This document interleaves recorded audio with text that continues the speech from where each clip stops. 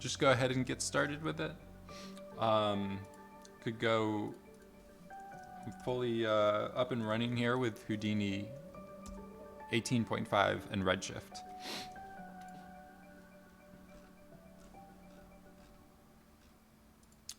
So if you go to the Redshift website, they should have plugins available for 18.5 now.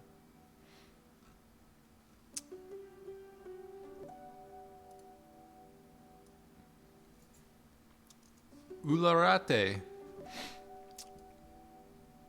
Mavi Yelkin Karim. Thank you for the Twitch Prime. Is that how you pronounce it? Sorry if I butchered your name. I had a hard time picking out the syllables, or the the first name, middle. Is it first name, middle name, last name? It's Turkish. No worries. Hopefully I got it. I was close.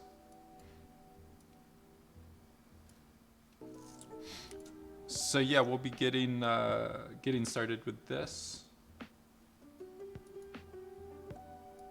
Let me guess I'll get directory going. What is this here? The 11th? 11/11.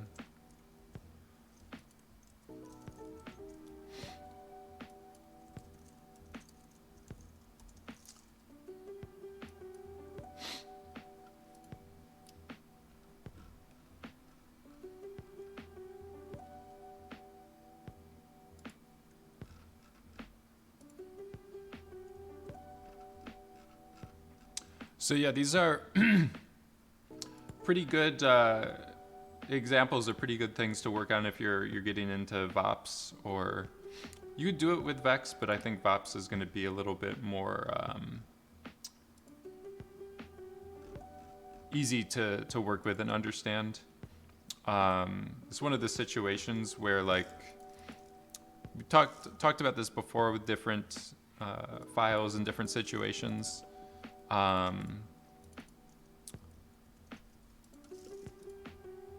With VOPs, it's a little bit more like shader programming, like the layout and stuff like this, working from left to right. If you just put the position into the color, you actually connect your VOP. This is like generating a render pass that's like the world point position. So if you've ever worked with the like Hypershade or whatever the different softwares, shader graphs like 3ds Max, all of them kind of have these similar workflows to them.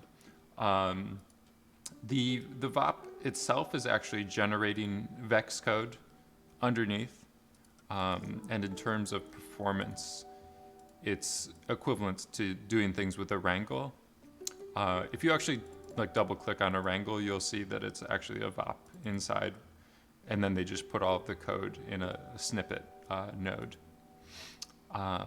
But with this, when you're working with several different noises, these noises, they'll have these parameters of like texture, coordinates, frequency, roughness, and stuff like that. So when you're blending, mixing and matching several of these, and you're doing different compositing operations like multiply, maybe add, color corrections and stuff like that, it just gets a lot easier to I don't know if this might not look that good. Let's just see what happens. I was just making nodes for an example purpose and not really thinking about what I was going to end up with. But it becomes a lot easier to like keep track of your operations in your head, or just visually examine what's going on. If you were to write this out with a wrangle, it might take a lot more time. You can do these, it's definitely possible. You can call these noise functions, but in terms of artistically kind of like rearranging stuff, it just becomes a lot less like visually clear as to what's going on. So this is definitely a situation where VOPS is a better direction to head in.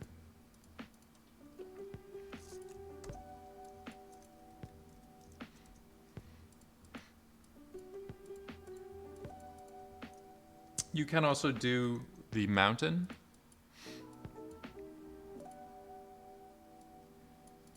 So this mountain is a pretty good. It's kind of simplified. Like if you go in here, the first one I made, you see that the noise function has these different parameters. This mountain is kind of like you just have the interface to run one of those noise VOPs. But you have a high level interface. You don't need to like rewire stuff and connect nodes. So it's a bit more just like basic or easier to get up and running with, but you lose like some flexibility or some extra control that you might have with going into the like lower level VOPs. And then again, if you double click, you can see inside of here, it's a little bit more like complex because they've built a whole user interface around everything. All of these yellow nodes, that just means it's like linked to a actual parameter up here. So it's a little bit more intimidating, but basically everything is just using this unified noise VOP. And then this just lets you select your different noise pattern. So this is just like a wrapper or a UI built around one of these nodes. So again, performance-wise, it's exactly the same as these VOPs because under the hood or inside of it, it's all running the same operations. So it depends on your situation, why you might want to use one over the other. If you're just working quickly, you have like a style frame or a certain thing you're trying to achieve in an hour, maybe using these mountain nodes is the way to go. But if you want a little bit more control, more kind of things to tweak and stuff like that to play around with, then VOPs might be better to do. So yeah, the whirly noise I think is definitely a pattern that I see pretty common with a lot of these. There's like some other distortions and stuff going on, but the reason I'm seeing this whirly noise is like these crests here, or these edges of the cells. They seem pretty prevalent in a lot of these to break up like the lighting and some of the edges like that. So it's definitely something I'm gonna want to incorporate. The last thing you could do is working with height fields. I'm probably not gonna do it for this one just because you lose a little bit of flexibility with them. So these are basically player 2, how's it going? These are working with a 2-dimensional volume. It's kind of like doing an image map. Height field is like a 2-dimensional volume or an actual kind of like a JPEG image, like a pixel grid. So you have width and height dimension, resolution. We go down here. Just keep going with it. So again, height field noise, there's different noises you can use. And again, you would have, this is very similar to the mountain SOP. You have access to similar things.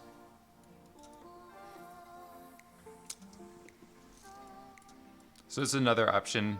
I think I'm gonna stick with the grid for these. I think it's gonna be a little bit easier to get some of these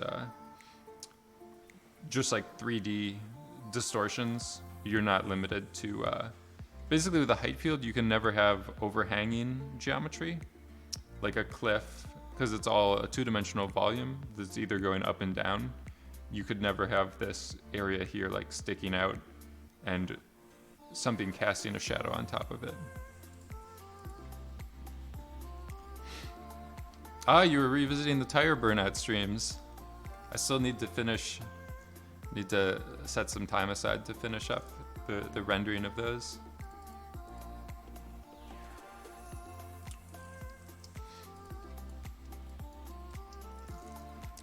So yeah, these are the different options. Just for simplicity's sake or controllability and stuff, I'm gonna stick with making a grid, starting with like somewhat high resolution. I mean, depends what you're considering, like high or low resolution.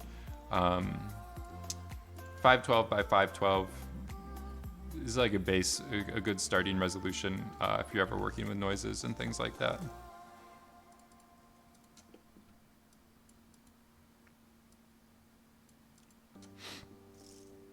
It's under NDA. Let us see if it ever comes out, gets publicized, published. Are you working in a studio? I'm not working, I mean, so just working remotely and working freelance. So like picking up projects with other studios right now. Or maybe you're asking player too.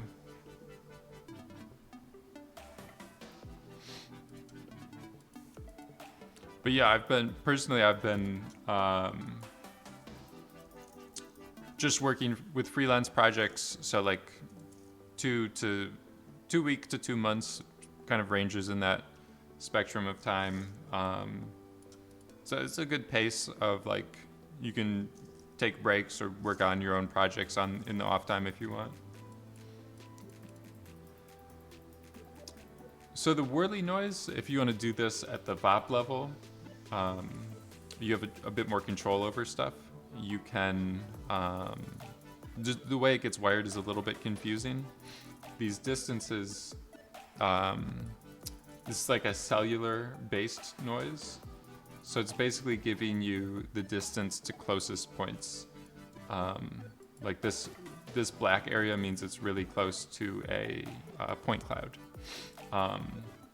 It's similar, so it's a lot different than traditional noises like the anti-aliased noise and stuff like that. You can use it to get some nice wavy, like really smooth patterns and stuff like that. You just do the distance value and you can plug it into a displace along normal, and let's see what we get here. We're already getting the kind of, let me just turn off the color. We're already getting a little bit of this kind of look like that.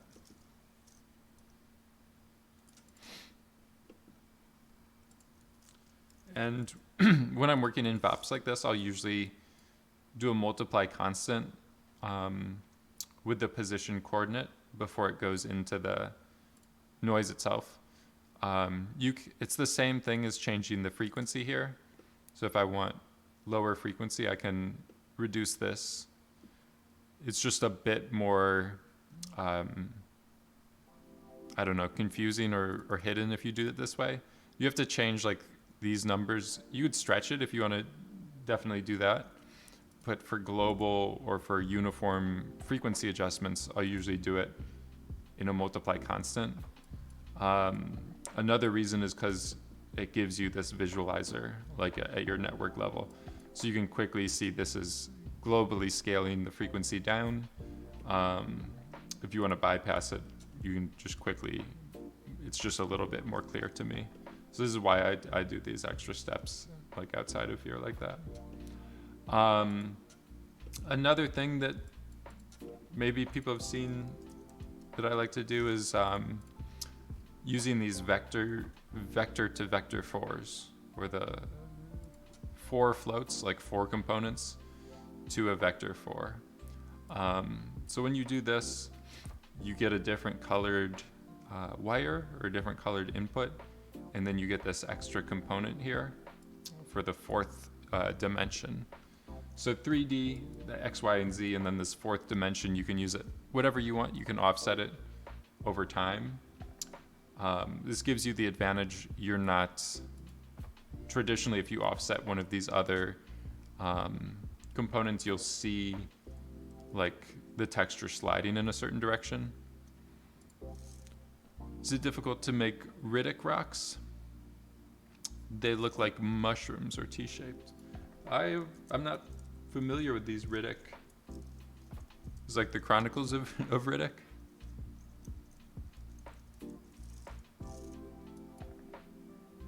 Rick Ross. You're making Rick Ross.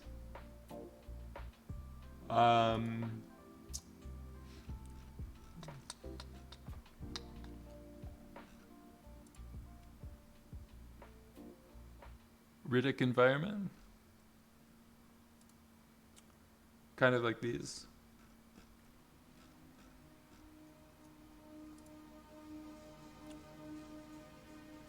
There's some pretty good Rebel Way videos that are good about global, like more generic rocks or different kinds of species, I guess, or geology. I think Rohan has some as well. But pretty much all of these rocks is definitely possible. It's that they are different degrees of difficulty. Yeah, if you find a link, Juan, let me know. I can pull it up. I'm having a hard time figuring out exactly which ones you're talking about. But I think rocks in general, they're pretty good test exercises of working with noise. It's all just about like stretching and tweaking noise parameters to your like artistic needs. So the fourth component here just gives you an extra dimension. So you could change it over time. Another thing that I'll do is use an input noise. So let me just get rid of that. You feed a noise into it, and then you can distort this texture or the noise coordinates.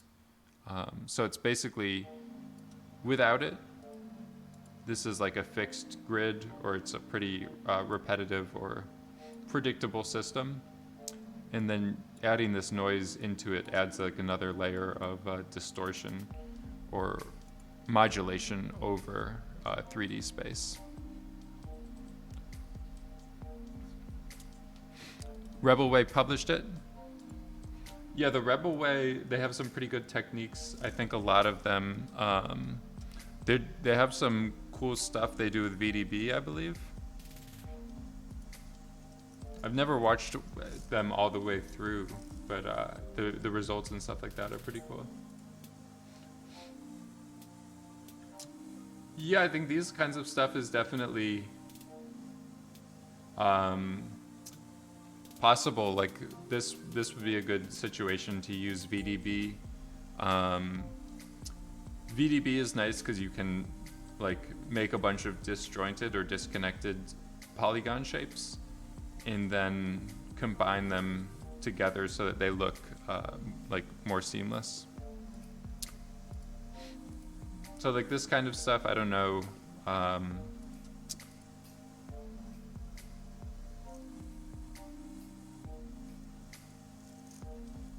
I don't know, just from a quick point of view, if you take it like a grid like this, do some scattering, this is going to be like the horizontal shapes. Put some boxes on them. Just copy to points. And I'm going to do the match transform here, or match size, I'm sorry. So just set the justify Y to minimum so that your boxes are laying on the ground instead of like bisecting or intersecting the ground. And then if you want, you can make them taller, like skinnier or whatever like this.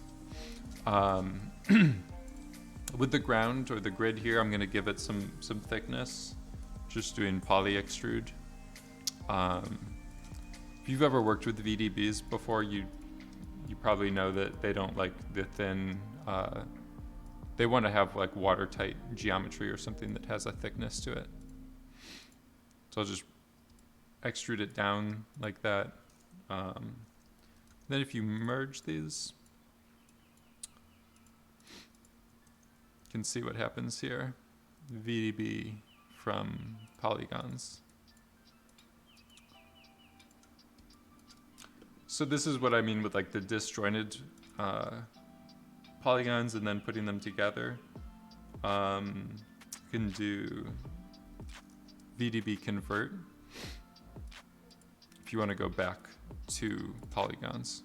So it's similar to a Boolean, but you get like a little bit smoother of a blended kind of connection like that. Then you can add all the typical nodes like this randomize p-scale. Do randomize p-scale. I'm gonna change the range for this. We just want one value, one dimension, maybe just like 0.75, between 75% and 100%. And just to add a little bit of variation or whatever, maybe you don't want this ground as thick. And let's just think about something like this real quick. I could take this top of these, add it to a group, and this is just like the top face. And then after they get distributed, if you do blast, we'll just isolate the top faces. Then you can do maybe an additional like group by range.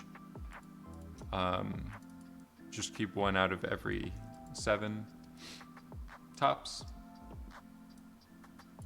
And then blast to further isolate this kind of stuff. So this one's just group 1. We're excluding, deleting everything that isn't inside of group 1. And you could kind of keep like repeating some of these steps. So I'll just grab all this stuff, slide it down so we're again scattering on the tops of these, randomizing and putting shapes onto them. These ones, I think I might want, I don't need that top face anymore. Might center these, and I'm gonna scale them maybe the other way so that you get stuff a little bit like bigger and wider, like the T-shaped or whatever. You're starting to get something closer to rocks, and then it just depends on the other noises and stuff you want to add. So this is like a framework for things. If you wanted to push further with VOPs and stuff like that, you can. I'm just gonna quickly go in with this kind of stuff and polish it up.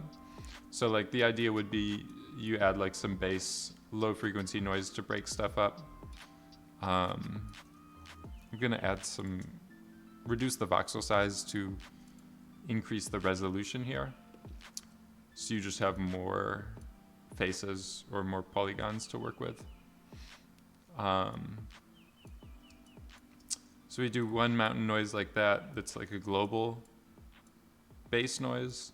I'm gonna add another noise that's gonna be these horizontal lines. So if you do that, you just wanna stretch things. Maybe, I think we wanna, let me just disable this real quick. So I think we wanna go really low with the Y frequency. And then overall, the element size, you can make that bigger. You start to get these like horizontal striations or whatever. You play around with this roughness and stuff as well, or even try out other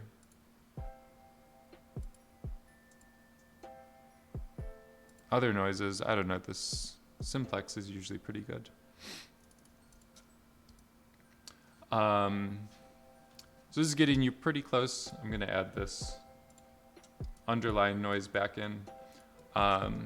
But yeah, the main reason with this VDB stuff, people use it is just because it's really convenient to like retopologize stuff. So even at the end here, you can see I have all these reversed faces that got flipped inside out. If I just do another VDB from polygons, then I'm back to kind of proper regular geometry or whatever. So yeah, just kind of working in this way with VDBs, noises, like polygons, and going back and forth is a pretty interesting way to model rocks and stuff like that. So if you want, take a look at this file. You can do a initial share. We'll get back into this. So this distortion underneath, I think they have it as a parameter here with distortion. The idea is just that you're warping kind of the coordinate space that the noise is generated from. So you get some interesting kind of breakup of the noise pattern. This is another thing you could kind of start to tweak. So maybe my distortion noise, the lower frequency I run that at, then the less like detailed or less sharp this warping will be.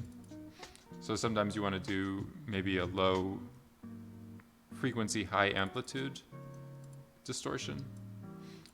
And then you start to get some more like, I don't know, depends what you're trying to make, but kind of realistic or just less distracting, less, you avoid artifacts when you do it this way. So this distortion, the more roughness you'll add to it, kind of the quicker you'll get into just like some nonsense or just some artifacts or stuff like that. Here you go. Another thing that happens with this anti-alias noise, you'd see here when you just leave the 3D offset of it as 0, 0, 0, you'll always get kind of an artifact or a cross at the origin or where your grid is at 0, 0, 0. So that's why it was just quickly going in and typing in a random number there. So then that just gets you into a more like organic territory. So this depends what you're trying to make.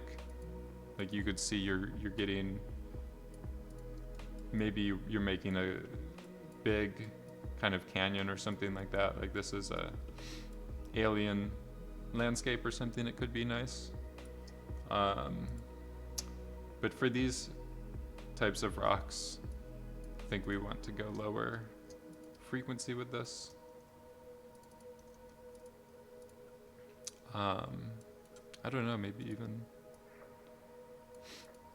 So the idea is just to break up the uniformity of these cells or the divots or whatever you want to call them.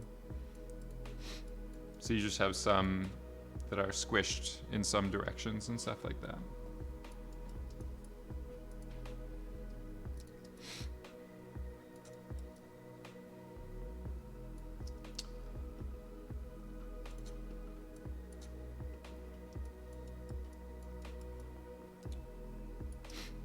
Another thing that you get with the whirly noise when you do this stuff inside of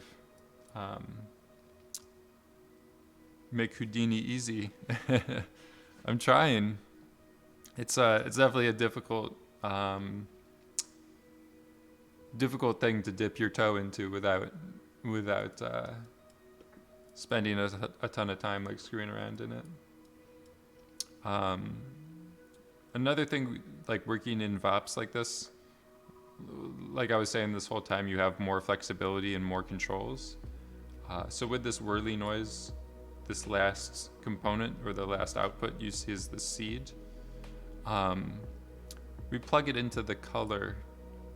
What that actually is like at the start when I was saying how this distance relates to the closest point. The seed is the closest point number. So if you use it to generate a random, we'll do 3D color. Then you can actually see like the Voronoi pattern or the actual like cell ID kind of visualized as a random number. So this can be useful. Depends which images you're looking at. There were some of these that I was looking at earlier where it looks like each of these individual grooves has like a unique or different pattern of striations. So if you want to break that up, using this kind of random offset or random ID can be a really useful thing to have.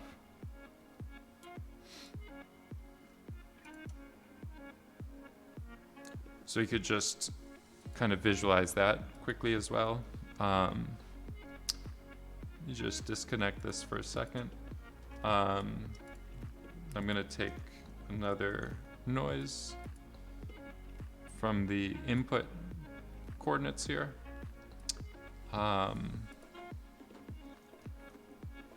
Let's just put this into the color.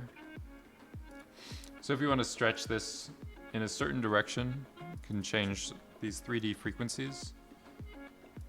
Maybe I want it going the other way. So I'll make the Z component a lower frequency. If you want to, if you want this stuff kind of going with the warp, then you can apply the coordinate system after it's been distorted.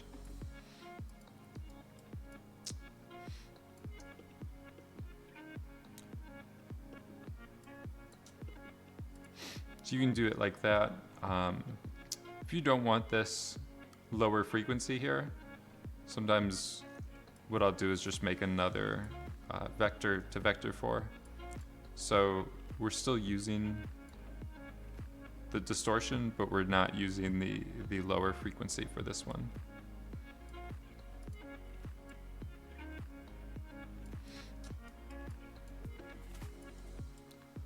So I don't know, it looks like this is, it's missing too much of the distortion. So I'm just gonna go back to this way. You could, I guess, you can multiply this, I think, with just another multiply constant if you want to go like higher frequency or lower frequency. I think that's just a more clean way to approach things. So let's make the Z, to be a bit careful now that we have 4 dimensions. It says it's X, Y, Z, and W for the last one. So you can stretch it in the Z. If you want to, you can change other ones as well.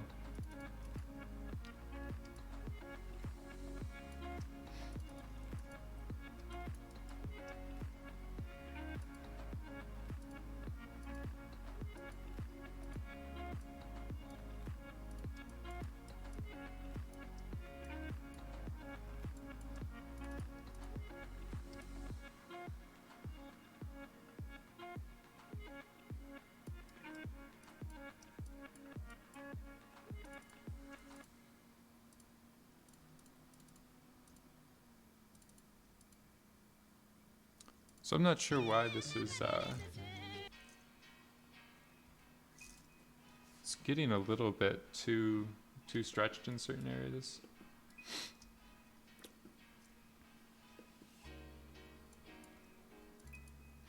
Might be that this like distortion is just too much.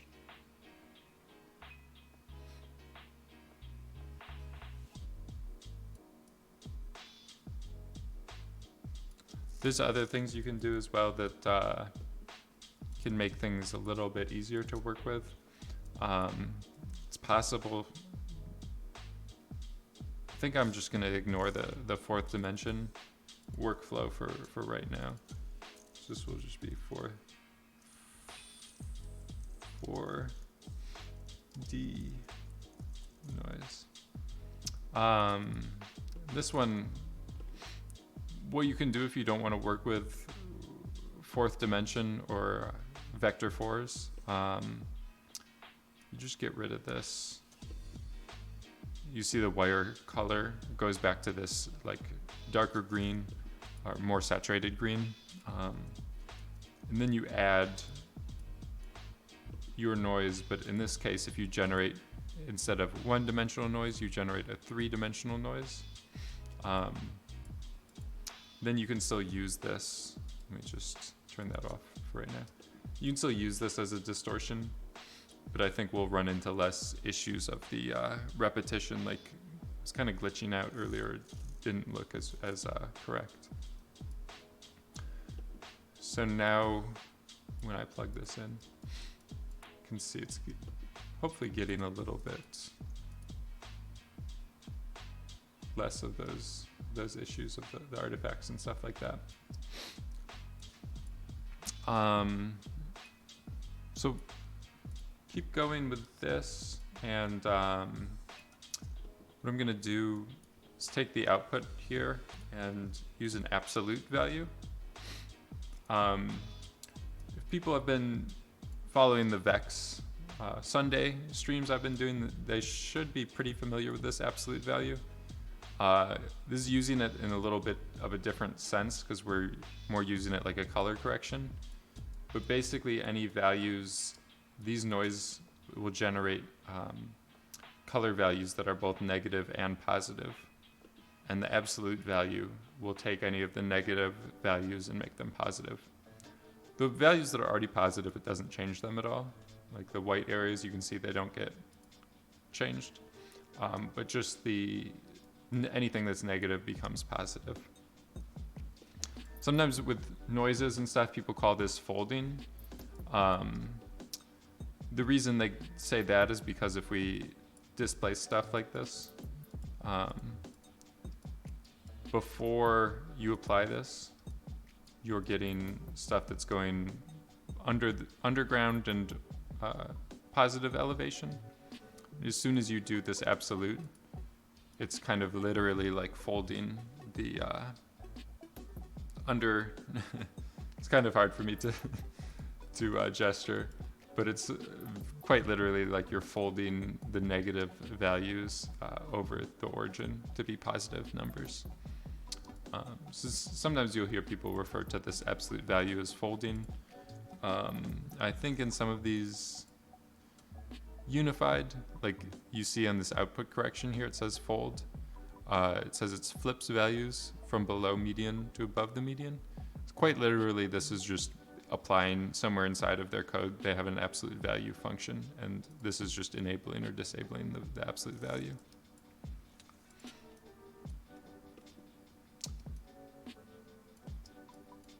So I'm just doing the absolute value here to be a little bit more, you have a little bit more control over your output if you know your values are ranging from 0 to positive numbers. So it takes a bit of experience to get comfortable with like the output ranges of these noises. That's probably the biggest like learning curve of this kind of stuff, is just getting familiar with the inputs and outputs of like what ranges they expect and what ranges they generate. So what I'm gonna do with this one is just tweak some of these frequencies. I don't know if this is, just might have been getting too low of a frequency.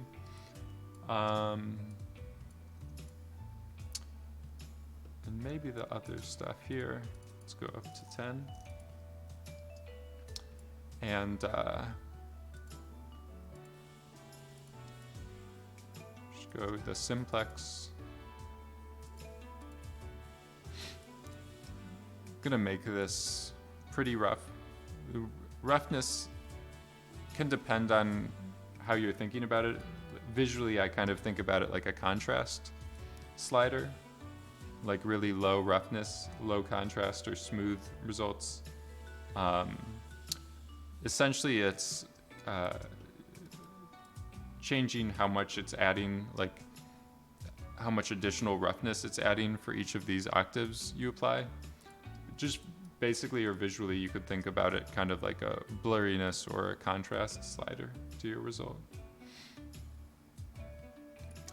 And then just the overall amplitude. We could go really low with it, like a subtle kind of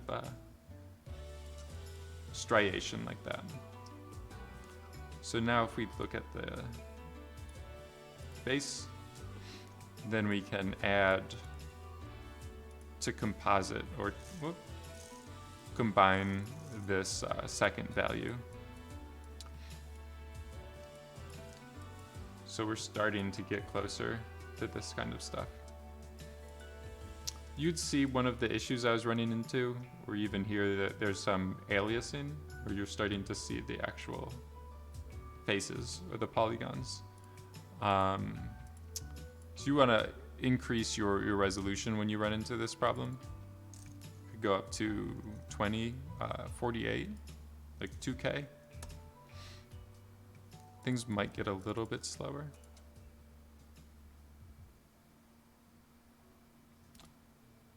But you'll get closer to a high resolution or like a final output.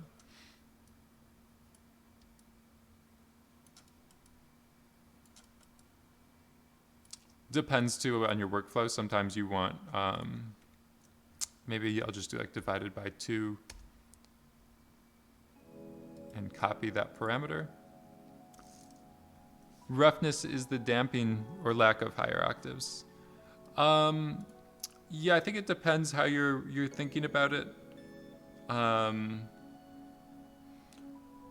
That's definitely a good way to put it as well. It's basically the book of shaders. I think they have a really good visualization of it.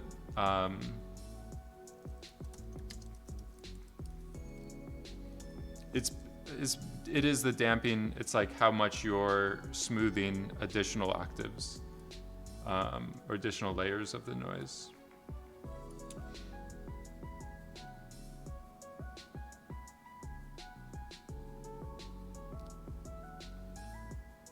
I don't know where it went. I thought it was here.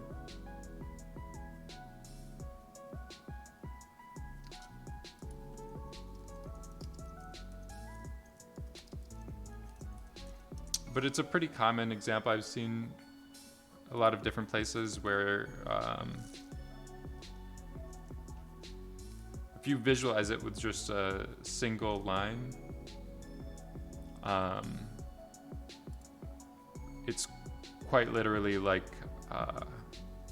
they use octaves as like a music terminology, but it's similar to like you're reducing the scale by a certain threshold, a certain amount, like a certain multiplier, and then adding another notch or another frequency of the noise. This is why these terms get borrowed from like music terminology so much, because it's all just signal processing.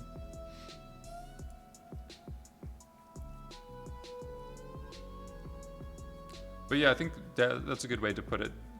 Damping or lack thereof of higher octaves.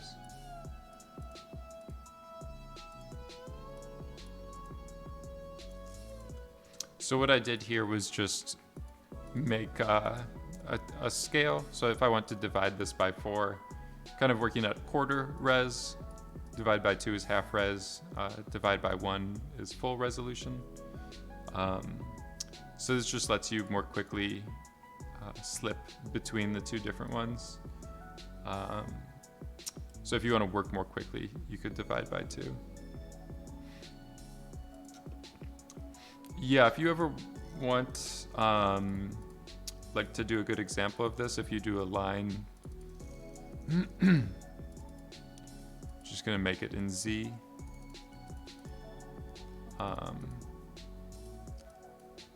So if we take this line and add noise to it, we'll just do the anti-alias is like my standard noise function that I'll use, just because it's the most flexible. Like out of inputs and outputs, you have the most options. Sometimes people use turbulent noise or some other noises like that. You can see some of these as you don't have as many options. Like you can't do 4D input here, or you have some limitations.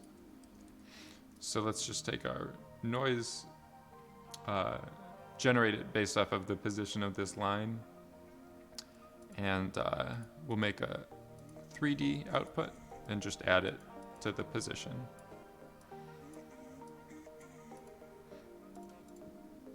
So as we change this roughness,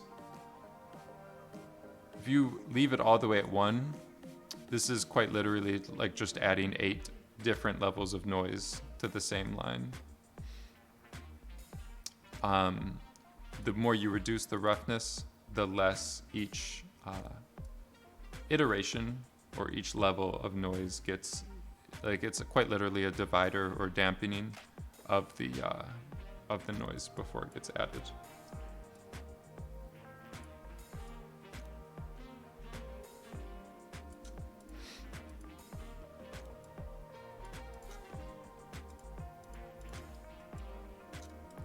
So with this case, I'm going with a higher roughness, just because I want this stuff to be really high. I mean, quite literally, too, you could just think of it as roughness of the surface in this case. So you want to keep a lot of detail. You want to make this look like really sandy, really eroded, or really porous rock. So making it high roughness will make it look like you touch this and there's still infinite levels of like little pock marks and little divots and stuff in it.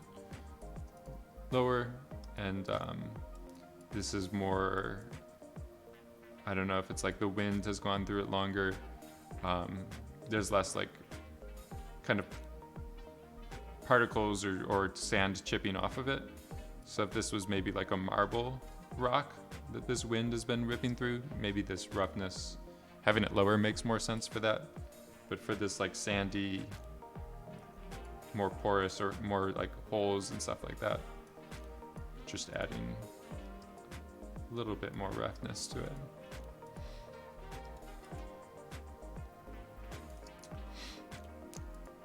And then sometimes you want additional control over this. Like you can see right now everything, this is all looking pretty repetitive. But here, it's less, you just kind of catch like a line here, a line there. So sometimes you want to add additional noise to kind of mask out stuff. So we'll just take another copy of this, another copy of this, and let's put it into the color. Turn off the shading or the lighting. I'm gonna make this a lower frequency. And I can make the roughness lower and keep going with the absolute value. And then I'm just gonna do a fit range. So the fit range is just remapping your inputs and outputs. So what I'm trying to do here is get the source maximum to reach 1 or completely white. I'm going to use this as a mask. These values here that are completely white are going to use 100% of the value down here. and then black will be less, or just actually none of the detail being added.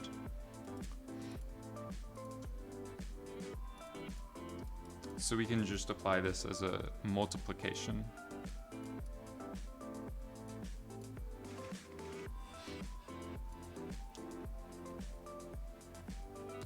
So now we're starting to break up this.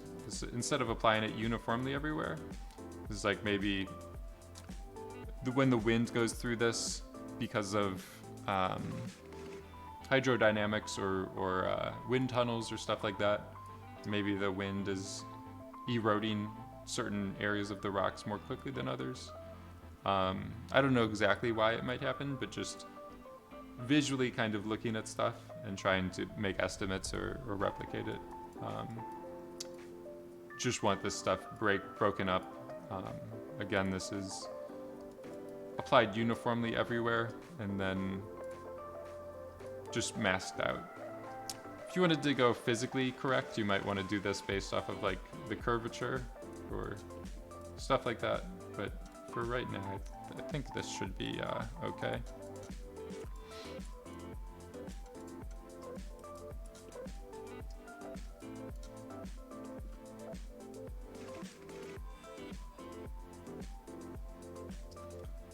So we can tweak some of this other stuff.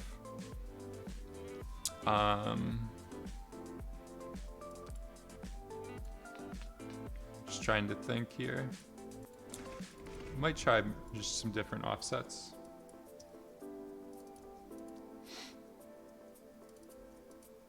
These are just random, just generating new random patterns.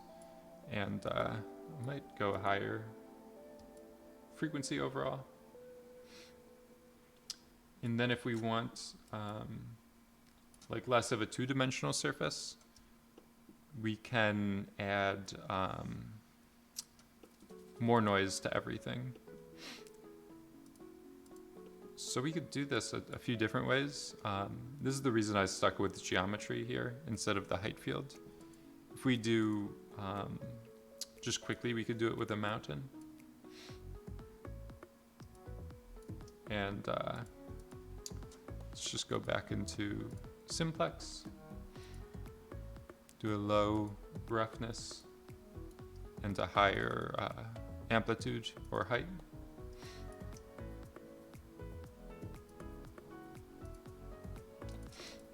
So this mountain, because we're applying it to a two-dimensional surface, we're just going up and down. But as we do that, the normals, it's going to be too, let me just drop this down really low.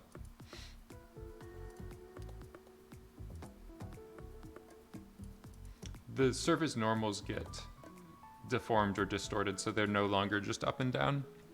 And then when we do this additional noise, because we're doing this displacing along normal, it will just push the surface in and out depending on the luminance or the amplitude of this signal. So this is the biggest advantage of doing surface-based deformations or normal-based. Instead of with the height fields, you would never be able to get as much control over this, or like having these overhangs. I cranked it up a lot to illustrate this, but with the height field, you would never be able to get this stuff that's overlapping underlying surfaces, if that makes sense. Because it's an image that's just containing the height value, so you can't have two values of height in one two-dimensional location or one pixel. So this is one of the bigger advantages of doing polygonal versus volume or image-based displacements. Let's just ease this back. I don't know if, I think like definitely want more than one, but 2 seemed a little bit too strong, so maybe like 1.5 for right now. PVT Griff, thank you. Glad you're enjoying it or finding it illuminating or helpful.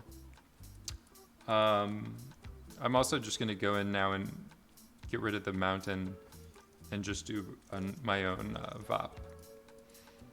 So this will be kind of cellular whirly displacement. This one, I'm just going to use it as a low frequency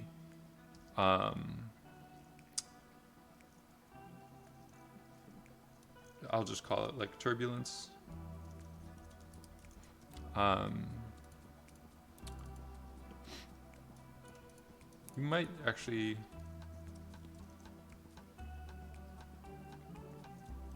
I'm gonna try curl noise for this one.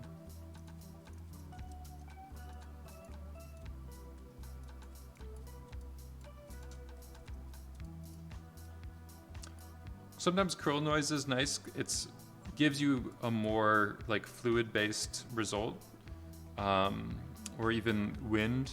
Like it simulates the effects of wind very nicely. So when I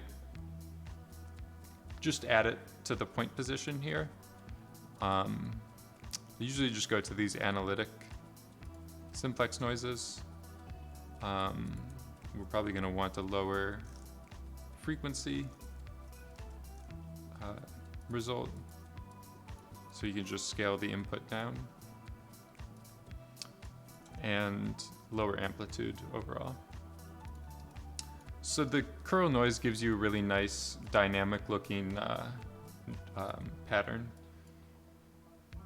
It does some special stuff inside of it to simulate actually the behavior or motion of wind that other noises don't do. So this kind of stuff almost looks like a cloth in the wind or something like that. So that's why I'm choosing here to do curl noise as the base kind of turbulence.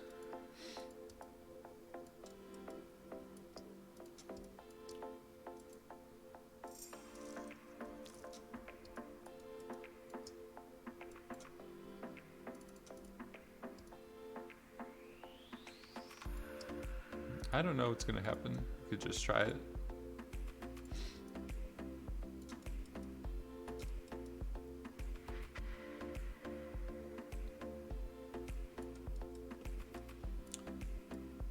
So certain portions of this are starting to feel pretty nice, look pretty cool. Just keep going with it for right now. If you guys want to get up to date, here's another version. If you do !hip, there are some tools that we've developed, the generous community here, just to keep you synchronized or up to date. I think, let's see if I have it in here. So I've installed them locally. We have list all. This is kindly coded by Jabram. This is like the history of all the previous shares. It's sorted by date, so newest is on top. And then there's also just a quick button to fetch latest that will just merge the nodes into your scene. You got a shout out. Of course, I always try to give credit if I remember who did something and whenever I'm sharing it. So yeah, those are the node sync tool suite. We'll keep going. So I'm just going to try to block this stuff out now with a camera, and most of these, should get rid of the extra stuff. Most of these you could pretty easily see it's just two grids, like if you were to make it as easy as possible. Some of them get a bit funky, and there's some extra like connections, you might want to do like some VDB modeling if you were to try to achieve those like bridges and tunnels and stuff. But for simpler ones, just 2 grids, you should get pretty good results using that method. So let's, these will just be like my tools that I've built, kind of R&D phase of things. And then I'm just gonna move down here, start to name stuff. You can make a camera.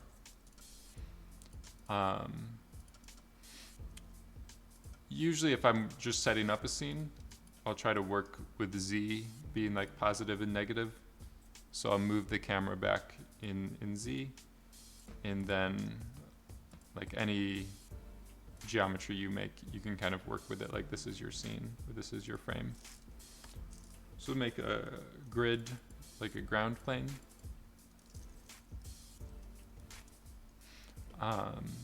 Just move the camera up. You start to see the ground and stuff like that. I might also, the camera, just gonna go out of the square, the Instagram format. Maybe I'll do this 1920 by 1280. This is kind of, this is like a 5x7 it's typical like camera image.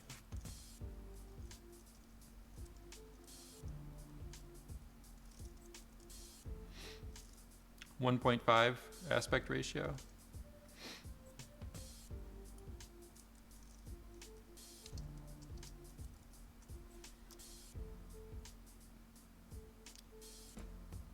So it's like 5 by 7.5.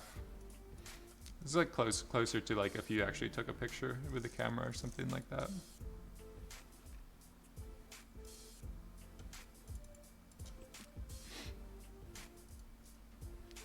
All right. So let's take the grid. I'm going to drop down the resolution here. Before I do that, I'm just going to make a copy. So I have my original nodes. If I want to pull back or I make a mistake, I can always go back and grab them. I'm going to really go low resolution here. So just blocking out everything we want to work quickly. You don't want to move heavy geometry around and waste a lot of time and stuff like that. I'm going to transform, but I'm going to set it up so that this is happening later on in my chain. So I can make a copy of these. The reason, so if we do transform first and then move stuff around, maybe 90 degrees here, you can see that basically as I rotate stuff, it's happening like before the noise is changing. So the noise isn't flowing with the transform, it's like fighting against it kind of. If we do this at the last step, we're literally doing this afterwards or at the end of our chain of operations. So then we can kind of reorient or redirect the noise how we want it to flow this way. Does that make sense? So we know here in 2D space, or just like working at the origin, we're flowing the noise in a specific direction. And then my last step here, I can reorient it and rotate it in 3D space to be how I want it to be. It's a little bit easier to work that way instead of doing this first and then constantly going into these nodes and recompensating or reorienting your noise to be flowing in the new direction you need it to be. Let's go a little bit higher resolution. And I'm just gonna turn that off for right now. So this stuff is going this way. Gonna want to do like another rotation like that. And maybe one more. It looks like I didn't need that initial rotation in X. So now we have this stuff kind of aligned with the camera. More like this image here. We can do one of these base deformations. It's possible my end result here is too big. Let's just move it back here. Generally, you don't want to waste too many polygons and have them like out of the camera view, just because it's like wasting detail or resolution. So just stuff that's above or below the ground, too much of it, and you're kind of wasting some pixels or polygons in this case. And I'm gonna kind of cheat and do like a tilting this direction.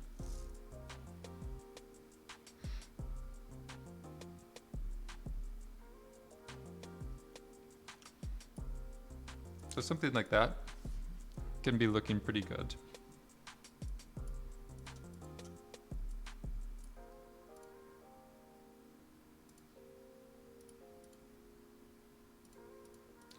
So I'm just still using the default headlight, where there's no lights in my scene.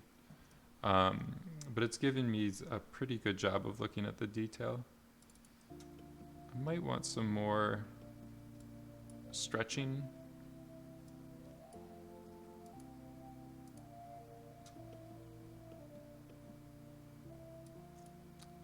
Maybe this.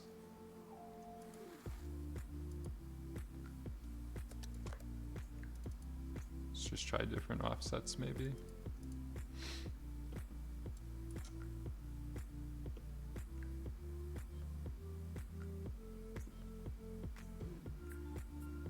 It's looking a little bit better.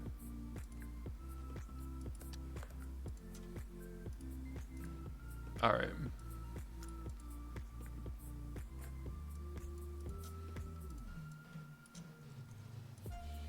So I'm just going to grab all of these nodes here and make a copy of them. And we can rotate the other direction and offset it like that. And then this rotation, I think we're okay. This is just tilting it, kind of like cheating the perspective a little bit or forcing it to kind of converge. We can merge the end results here to visualize them together. In the ground, I have it ghosted. If you want, you could just go to show all objects and get a little bit better of a view. I don't think I'm gonna bend this in as much. The other one. Let's just put these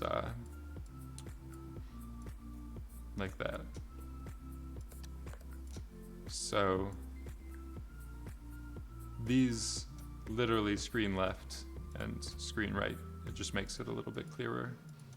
I don't know if you work visually, so I don't like to confuse myself, so this is why I do it.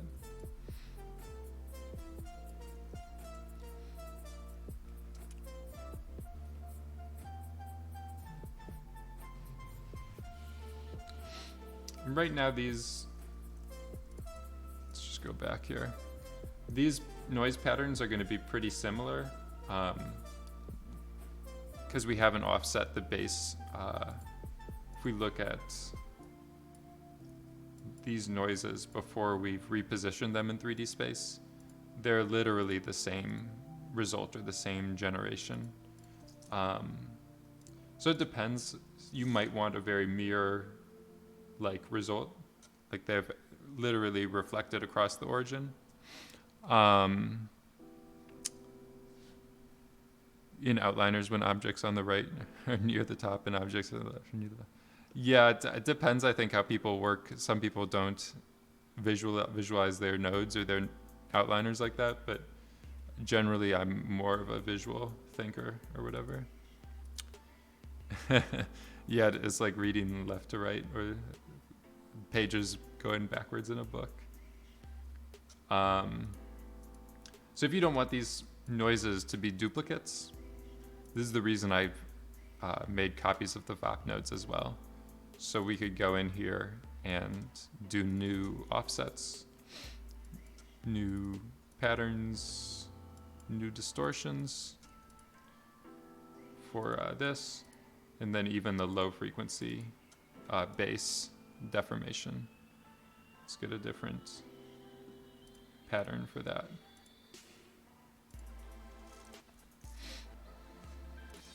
You could also jump into your camera and then block these out from the camera point of view.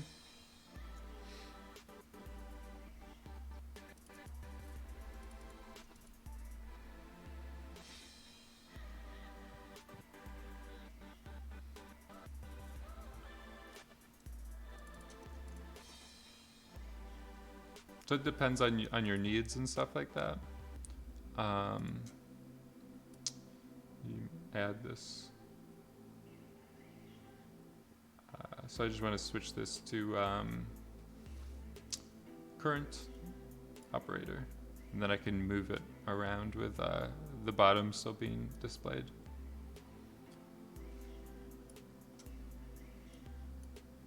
So it depends what you want to block out.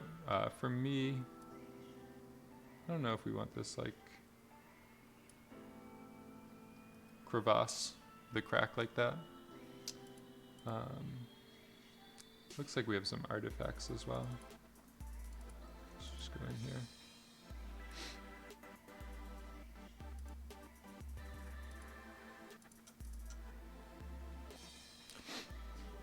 This is where promoting parameters gives you a big speed boost. You're basically compiling the VOP every change. Yeah, I've never noticed a big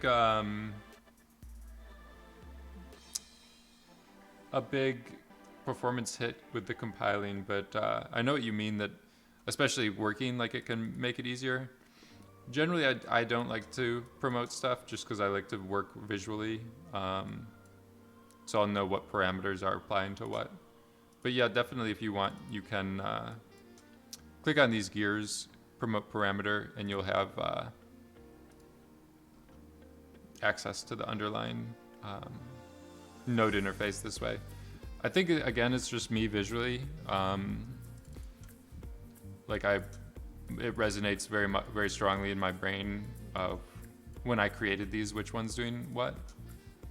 So as soon as I promote them, I lose that like cognitive association or whatever. But if you want to promote them, you can do it. So let's just play around with these rotations.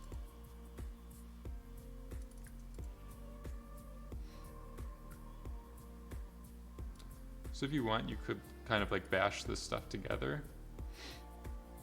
It just depends how much overlap you're comfortable with.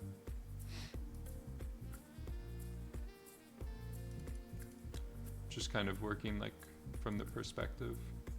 I think this is a cool outline shape or whatever. Play with the lighting. That's the fun part. So yeah, that's also something you want to keep in mind of like if you're working, just to make sure your top is somewhat open or stuff like that. But yeah, I think we can be close to working with lighting. One thing that's nice to do is adding UV texture.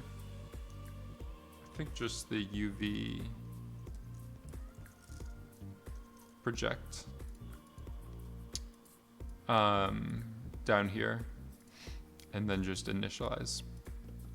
So this way, if you look at a quick shade, or eventually we'll be playing around with stuff in Redshift, the texture gets stuck to everything and it will flow with all of these deformations that we've made.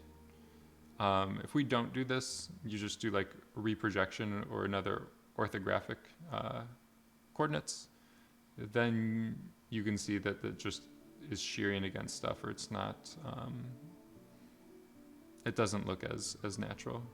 And if we add textures, like you could get a rock texture, a rock scan, you could generate more noises in the shader at render time. So this way we're kind of preserving, or we're baking in the flow of stuff that we've created.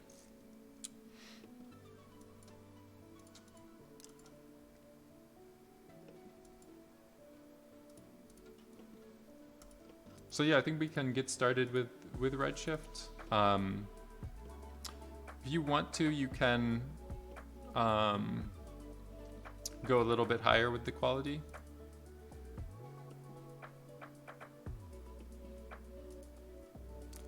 Another thing that can be helpful is switching this from polygon to polygon soup. If you're not using modeling operations, like you're not grabbing specific primitives, you can use a polygon soup, and then that will be a little bit more optimized in terms of speed and loading the geometry onto your GPU or sending it to a renderer. It will be a little bit quicker with running everything over the polygon soup.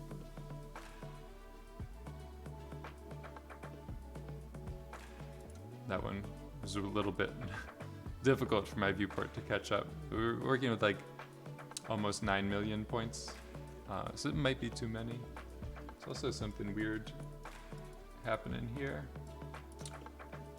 Let's just investigate this area. Because you're doing, if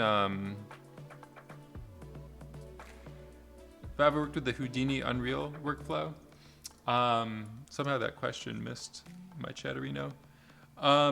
I've worked with it. It was a while back, and it wasn't using the typical like tools and stuff like that.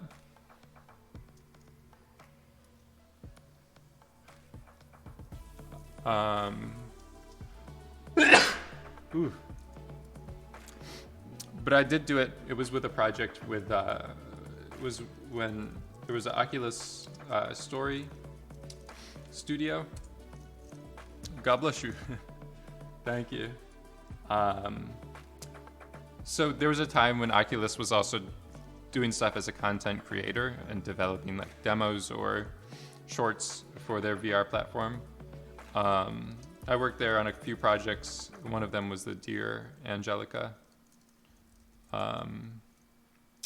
short. So this one I was doing stuff with Houdini. We were working with these curves as alembics inside of Houdini, and then bringing them into Unreal and doing like stuff in the shader based off of geometry attributes on the curves to have them wave around or flicker or animate like they were drawing in and stuff like that. So that's what I mean with the Unreal. Like I haven't worked with the traditional. I see a lot of people are working with it now more like it's what is the name of that? There's like the architectural visualization stuff, Twinmotion, is that what it's called? It's more of just like a cinematic, like you're using it like an actual rendering engine. So I haven't worked with it in that sense of like, basically here for this workflow, you're just hijacking the real-time viewport or the real-time renderer to use it this way. I don't have a ton of experience. I was working with it more like a game engine. So in this, we were even writing like specific material functions where the camera would get closer to, the player would get closer to the lines and it would change the way that they behaved a little bit and stuff like that.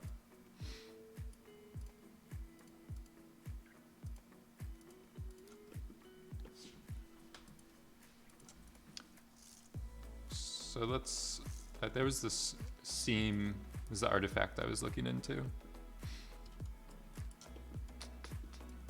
Let's try to investigate where that's coming from. I'm just gonna go down, maybe like divided by 1.5. think my viewport was just getting a little too heavy with this stuff.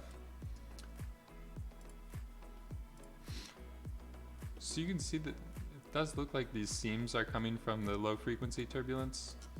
And then because, like I was saying earlier, all these other noises are based off of the normals, that's what can cause the tearing. So like this stuff here is going a drastically different direction than this stuff down here. There's a few ways that you can fix it. This analytic simplex noise was what I was trying to do to avoid it. One of this like brute force easiest ways to do it is if you just do an attribute blur of the point position. You might need a few iterations. You can see that that's smoothing out the seams. It's changing the edges a little bit. Depending on your needs, you might be okay without it. So that's always one option you have with the blur. You can also go in here and maybe the roughness. Looks like that's really gonna change stuff. So this depends on your flexibility, like the Perlin version of this has the same problem with those grids.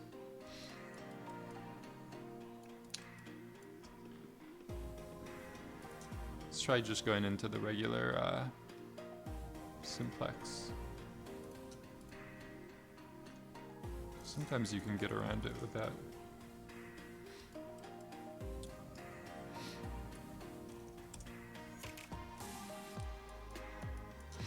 So if you go maybe instead of analytic to just regular simplex, and then play around with like these derivative step size.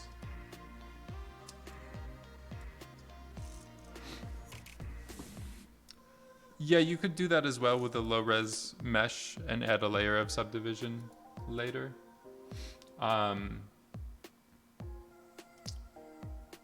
That's definitely an option. Let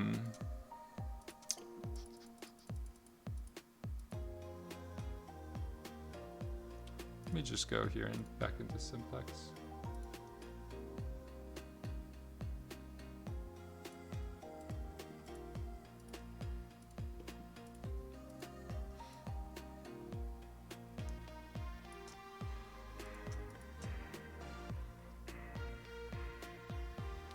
I think it will be okay just working with the blur for this situation.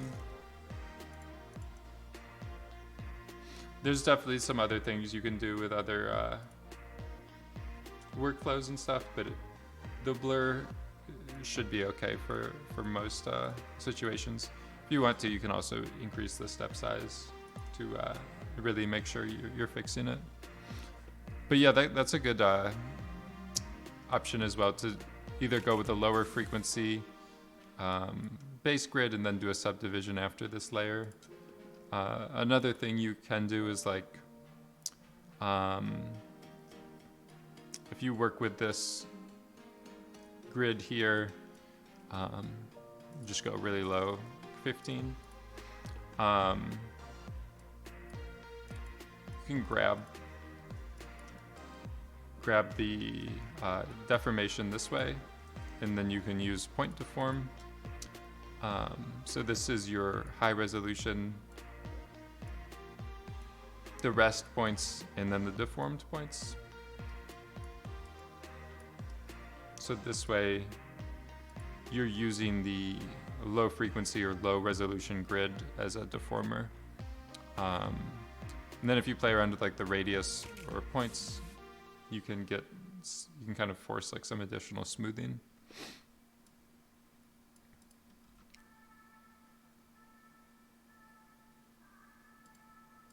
If you really want, I guess you could like do extra smoothing as well.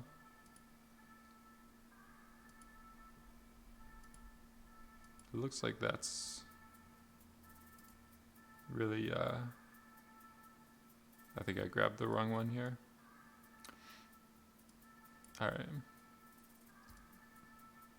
So those are all options you have to fix some of the artifacts.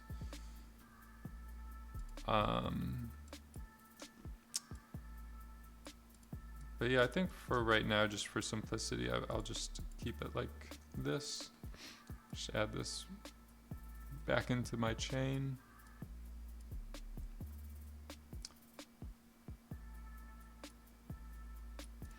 We could do one over here as well, just to be careful, be extra cautious.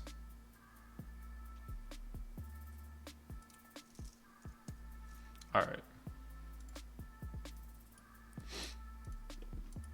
So we're good. We could go into some lighting stuff now. Can do another scene update.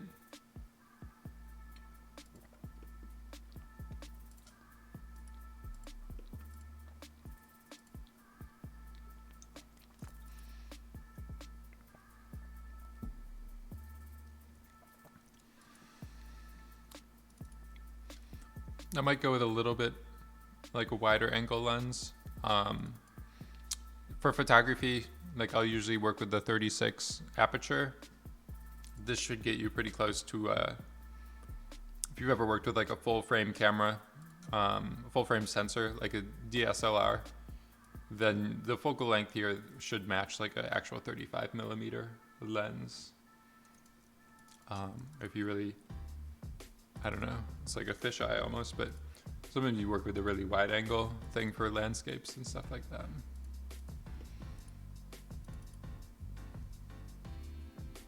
Maybe it looks like I was cropping a little bit of that edge.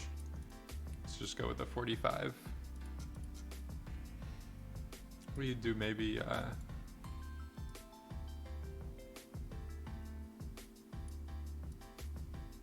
just move ourselves around a little bit. Can I pick up my streamer badge? Just log into twitch.tv and start your channel. The microphone, yeah. But yeah, the DSLR is from what I've heard, it's supposed to be the best webcam, the highest quality for streaming.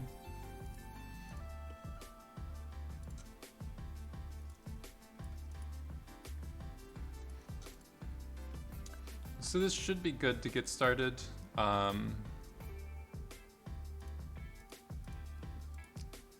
Let's take a look. You had your phone hooked up as a webcam? Let's take a look with, let's just get a render going and see what happens. We'll do a material network for redshift materials. You're gonna want one for the ground and one for the canyon. We'll just do canyon, ground. I don't know if we want a background or something.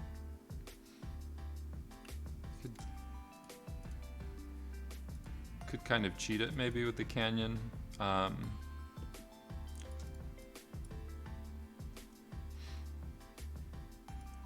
Gonna make another, the cave cool zone. Yeah, it's similar to that. That one I was doing like voxel. I was doing a 3D volume, so it was a little bit less like. So I tried to do some like render time noise, but I think this is a little bit better of an approach.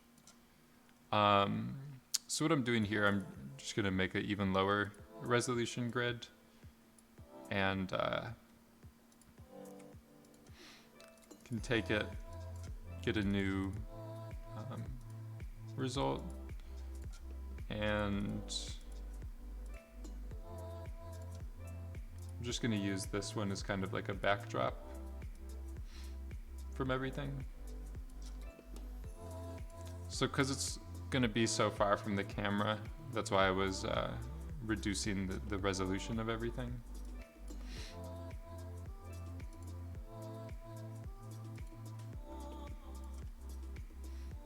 just so we have something to kind of block the light or whatever. We could even move it up maybe a little bit. See if we can fill in that. There it is. Got it. All right, so now we don't have any alpha, like black empty space.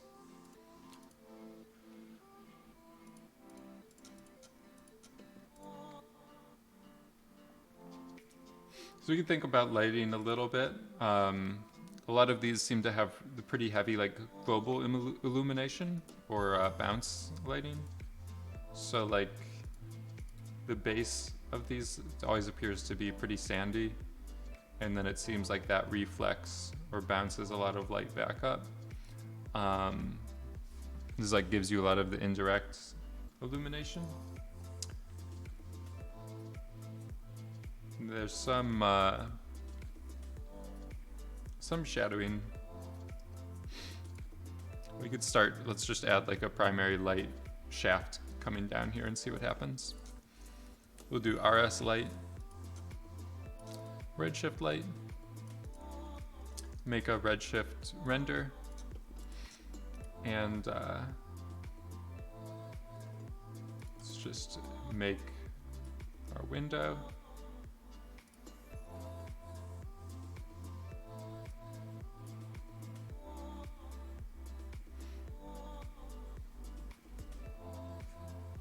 Give it a second. A redshift light.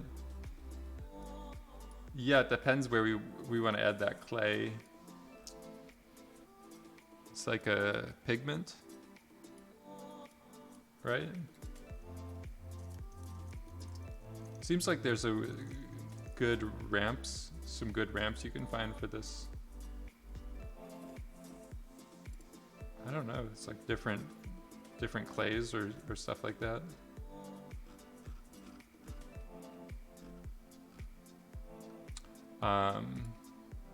But yeah, let's take this. Just look through the light and put the render back into the camera. So on the redshift ROP, I'm gonna do this live updates. Can do the GI. That's just giving you the like indirect bounce lighting or the shadows. Just give these shaders a quick tweak. The sand for the ground, let's just go with a rougher reflection, and maybe this more of a desaturated, brighter color for the diffuse. For the canyon, again, never want the specular to be too sharp. Just make it rougher for like the sand kind of subsurface, or not necessarily subsurface, but like micro facet roughness, like micro detail, porousness of the rocks.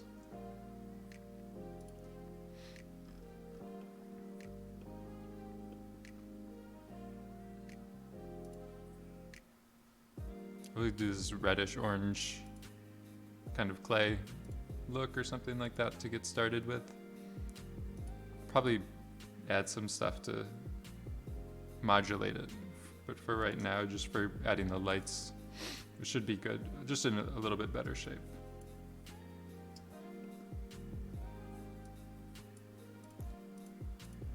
So we have a grid light.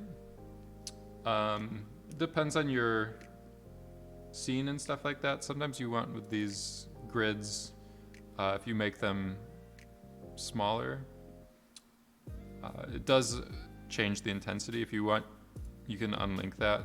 So now the size is decoupled from the intensity. So just changing the size here, whoop, just don't go down to 0. You get this sharp shadow. Like this is like direct sunlight direct daylight or whatever. Going with a wider one, this is more like the sun or whatever light has to bounce around more to get into this like chasm or whatever. Just gonna make the intensity higher.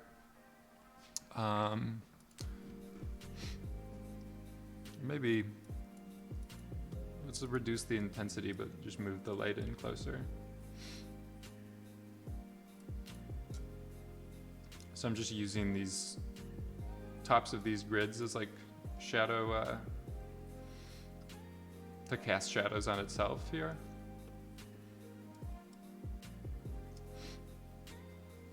What GPU? It's the beast. It's the RTX 8000.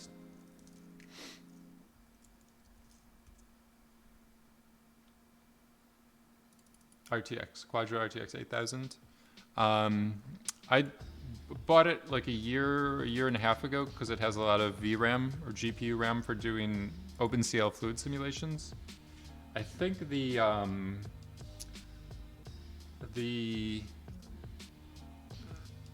Polestar it takes up 8 PCI slots. No, it only takes up like one. It's a little thick. It's like it's probably smaller than the 3090. I think it might even be slower than the 3090. I haven't seen benchmarks, but it's definitely probably in terms of redshift speed. I would put it on par with like the 2080 Ti in terms of performance.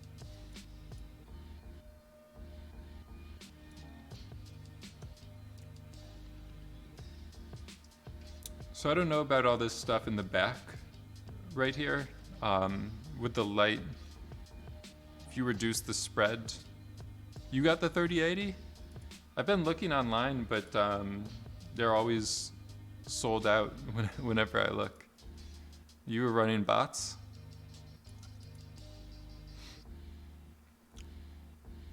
You got lucky? So reduce the spread of the light.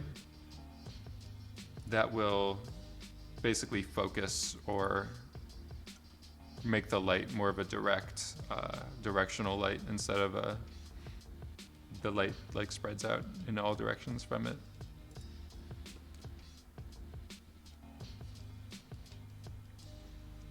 Yeah, if I was to get a new computer now, I'd probably say the 3090. Just get that card and you're all set.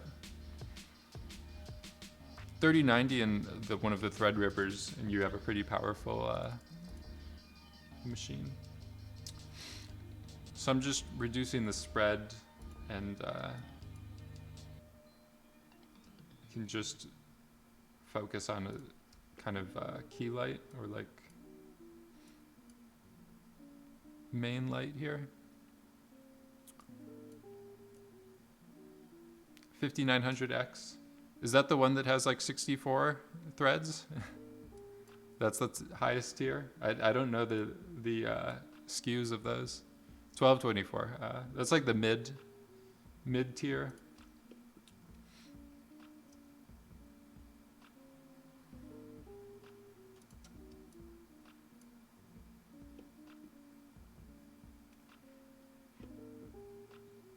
Yeah, it seems like that's the best value for your money, like best price per performance or whatever.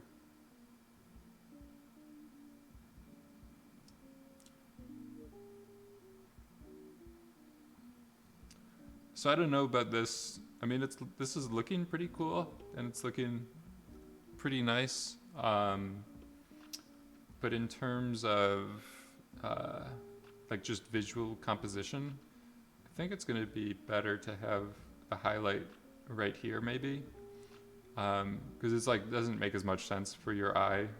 This is going to be the first place that your eye looks at with the highlight.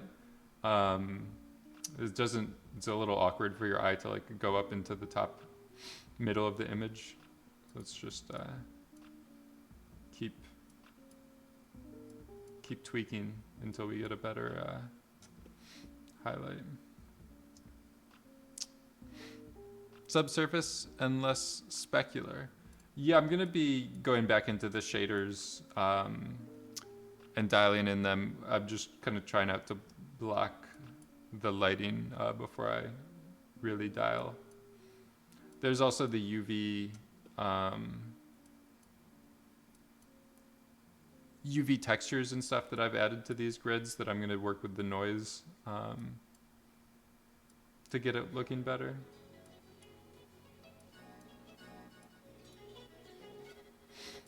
So I don't know if we need like, because this is concave, I don't know if we're going to be able to hit it with the light.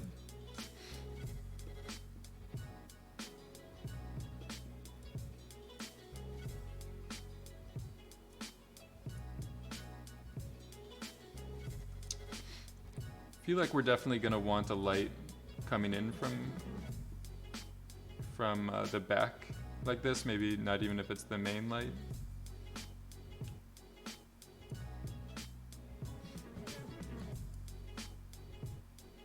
But yeah, there is definitely too much specular right now.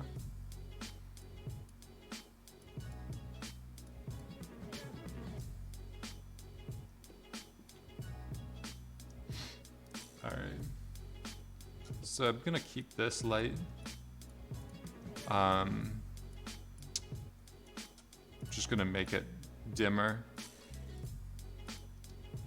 And then I'm gonna keep going with this. There's like the key light.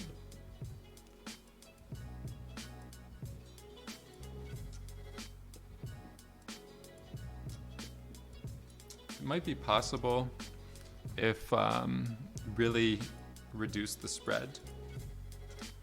Then we can focus this to get a better better ability to direct the eye and dial it in.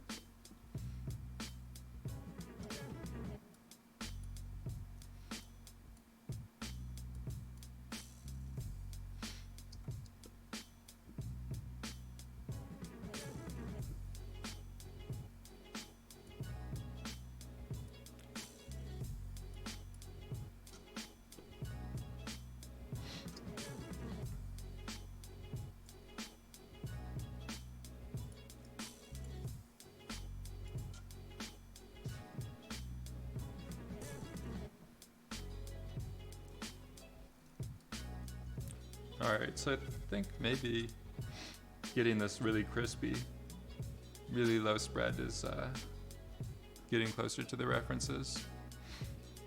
Then I still have this backlight, the fill light kind of. Could play around with it. You can also play around with the temperature and stuff, like getting maybe warmer. You can do this to get more just variation in your color. The sunlight, it is. It's closer to some of these splashes of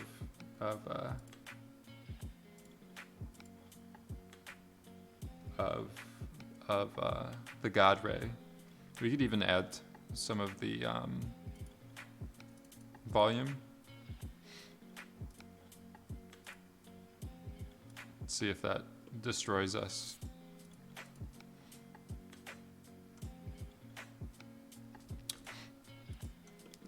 Blue sky would help with colder lights at the top.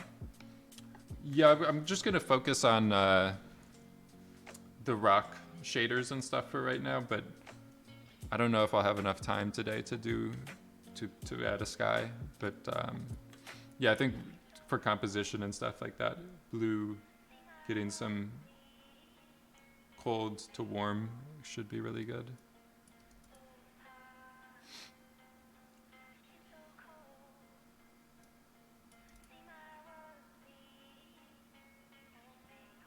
So I'm just playing around with this. It kind of depends how much you want this will like de-contrast the stuff behind it for 2 hours.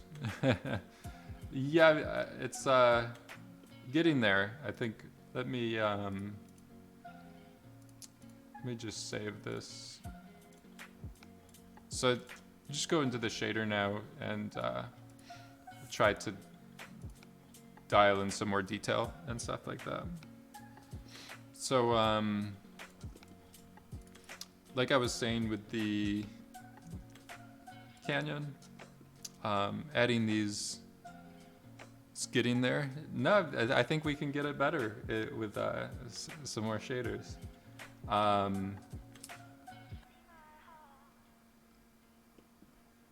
These UVs here, I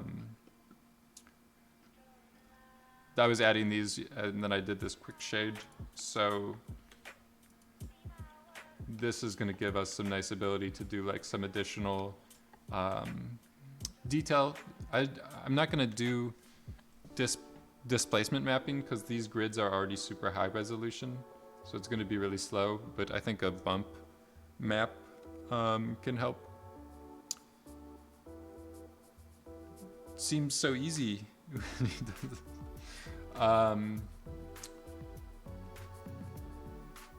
So I'm going to try to do some color variations and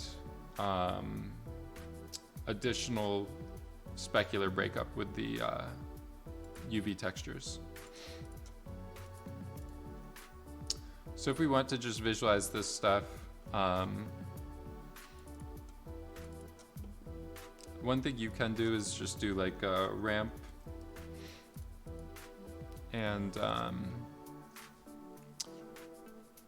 I guess if you, we'll see what happens. I don't know if there's a utility with Redshift to visualize the UVs. They have the kin effects hidden in the Redshift shader.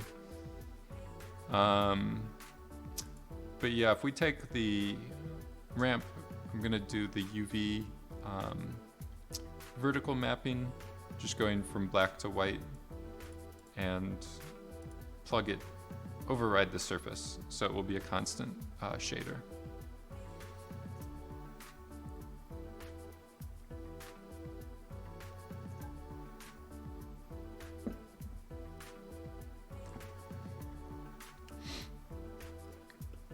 So this is the vertical, the U coordinate of UV, and then if we look at horizontal or the V coordinate, you can see the other coordinate system. If you want to visualize both of these, I think you can do a RS scalar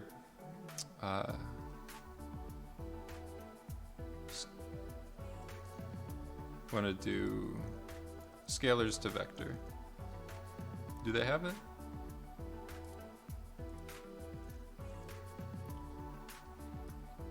The Redshift shader editor gets a little bit confusing. It looks like similar and it works similar to the VOP we were doing our noises in, but the nodes they use are a bit, they're just named differently.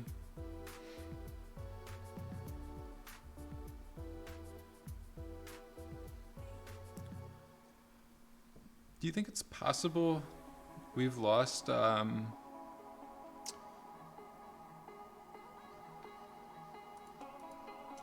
guess I can just use the color maker. I don't know if it's possible in the new plugin they've eliminated some nodes by mistake.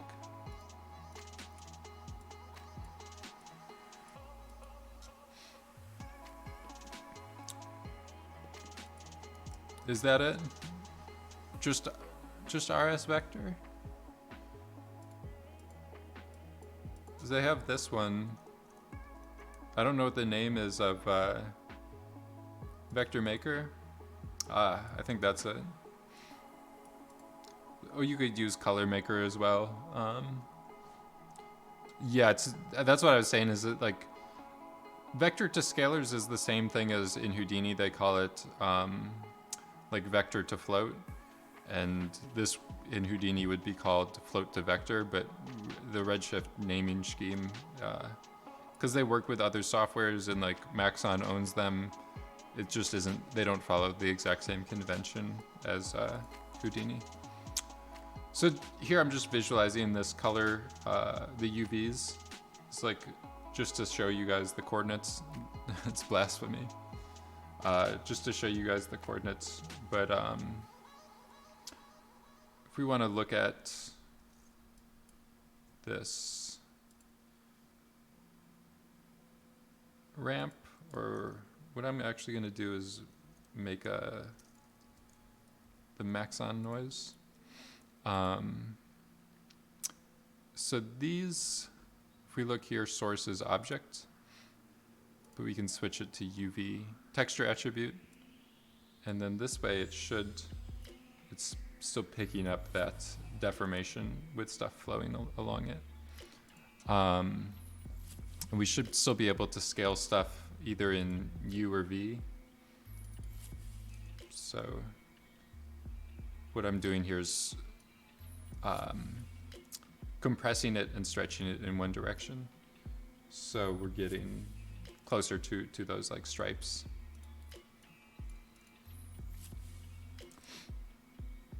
And will there be a VOD for this? Yes, I am recording it, so it will be available.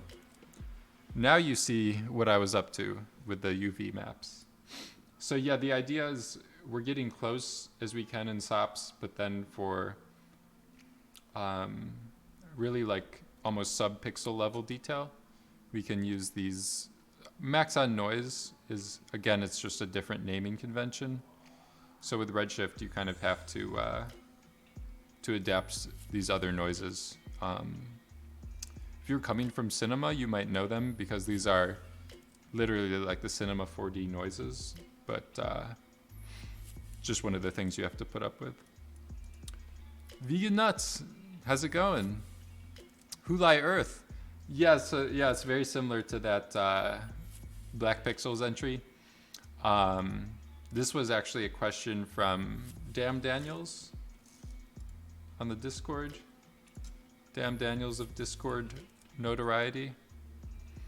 So the other thing you kind of have to be careful with, I think, the gain, like this is meant to be roughness, but it works the opposite of Houdini's. So the lower the gain, the higher the roughness. There's some little gotchas with Redshift that can throw you off. All right, so we have this noise. If we want to do a bump mapping, we want white to be like extruded and black to be flat. So I'm just going to do a change range to flip the noise pattern around. Good control.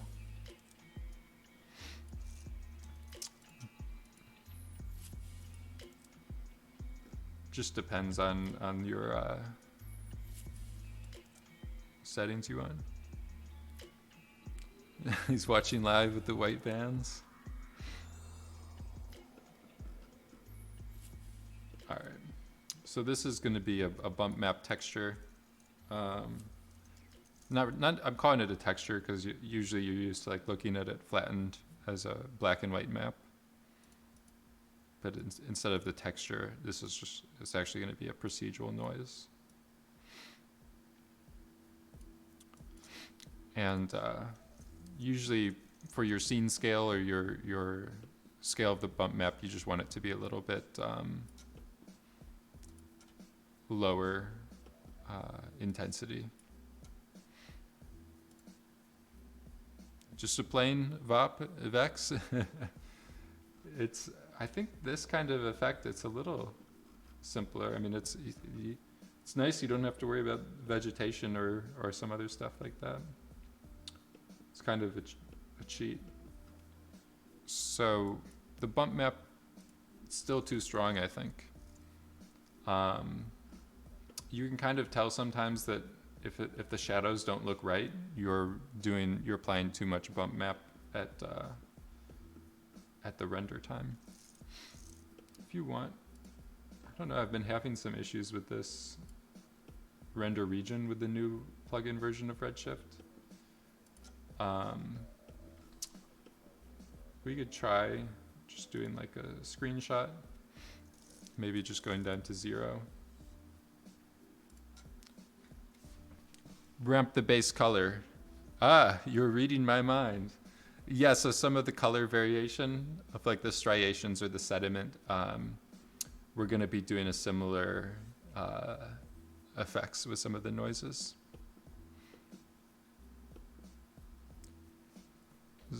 It's like those art tutorials are always. I've seen other ones as well where it's like 3 images. You start with the circle. It's like add a cone for a nose, and then the next step is like the hair, the skin shading, the shadows, and there are 3 steps, and you're done.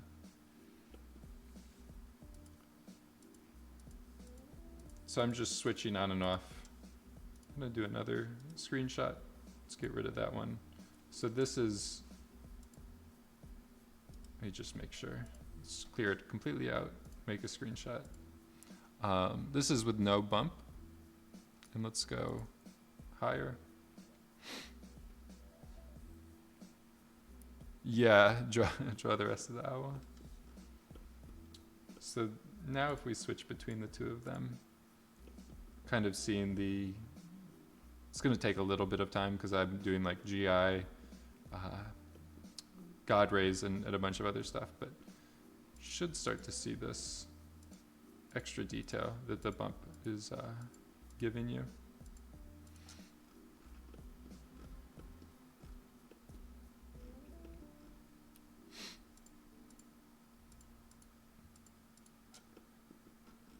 And we're getting the nice flowing.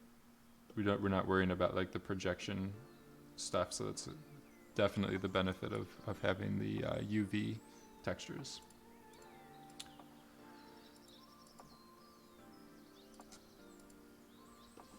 It might be too, it seemed a little bit like overpowered. So I'm dialed it back from 0075 to 0025. It's kind of like, you don't want it to be the first thing your eye sees. You just want it to be an additional little layer to fill in like the bits of detail you couldn't add to the actual geometry itself. So you don't want to rely on this for like 100% of the effect. You just want it to be little bits of just like sprinkling some salt or extra seasoning on your picture. So I think it's good for a bump right now. It's taking the role of Salt Bay. The other thing that this is doing is it's breaking up the specular, because this actually is like physical roughness. These areas here that seemed a bit too shiny or plasticky, it's breaking that up and adding like some simulation of like rock roughness or porousness. I don't know if it's still, I'm just gonna take a look here at the output.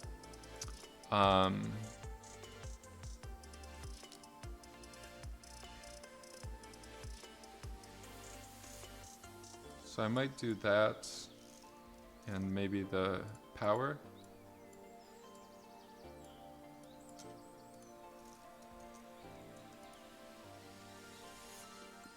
So I'm trying to get some more variation in this.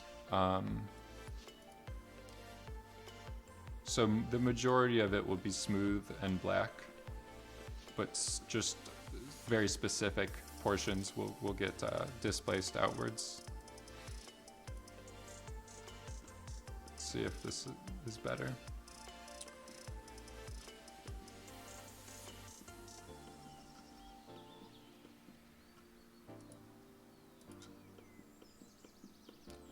I think this area here with the highlight is a pretty good one to compare against.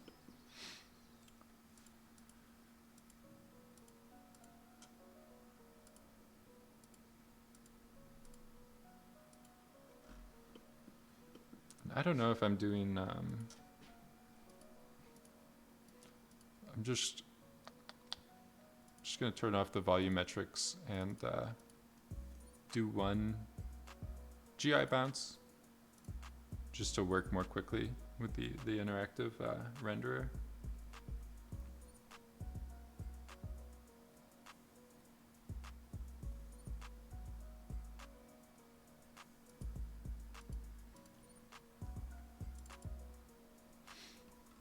So it should cut through this noise and stuff a little bit more quickly. All right, so let's try to get some of the color variation. Seems like the references, they had a lot of kind of luminance, brightness variation, and maybe even some hue variation, like different pigments or different, I don't know if it always exists, it might just be the lighting. Maybe some subtle, like the actual color of the rock is a little bit warmer or cooler. It's hard to tell. Might have been a different reference that I was looking at as well. There's some terrains and stuff you can find reference of that these will change colors more quickly.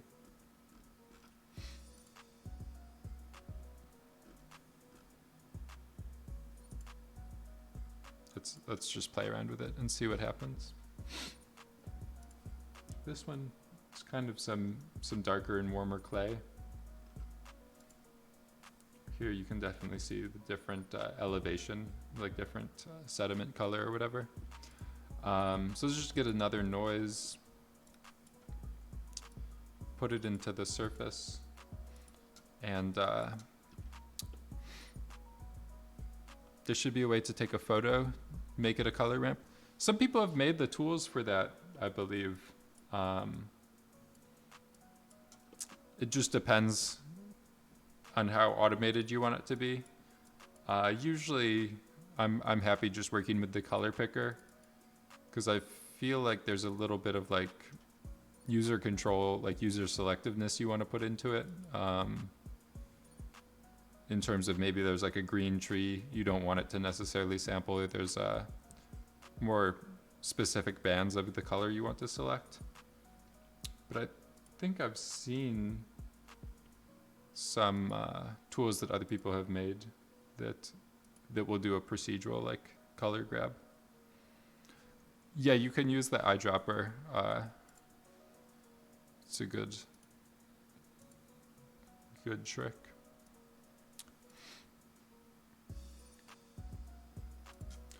So I don't know, maybe this blistered turbulence is looking good, but you just want it to be a bigger scale, like a lower frequency essentially.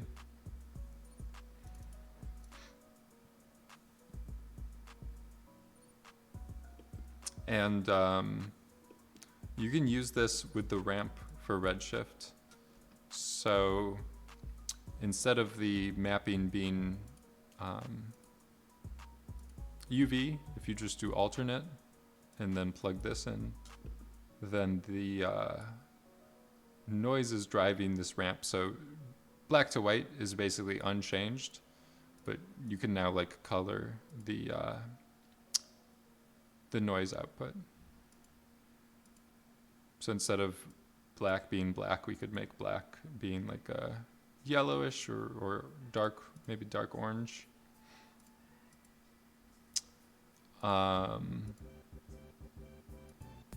So this is trying to make some like variation of the pigment color or whatever.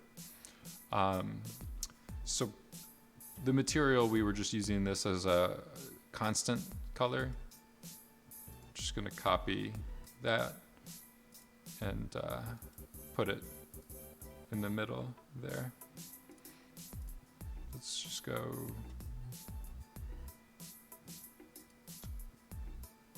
maybe like that. Then we can replace it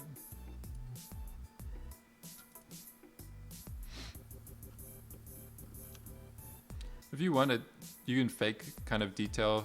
You just put in like little black stripes or strips. This might be a little bit over the top.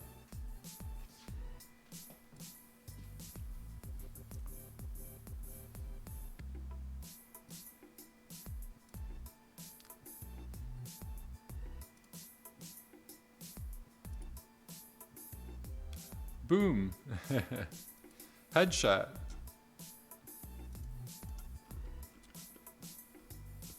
But yeah, this gives you a nice, I don't know if it's like different elevation of the rock, has a bit different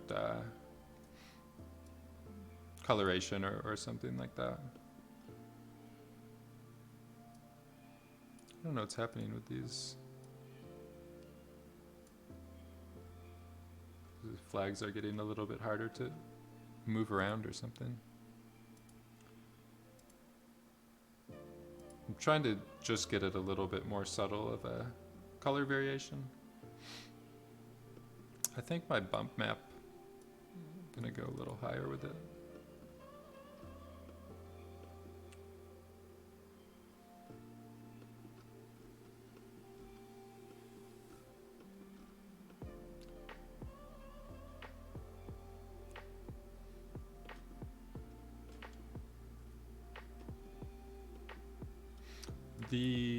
The noise overall seems a little still too high frequency.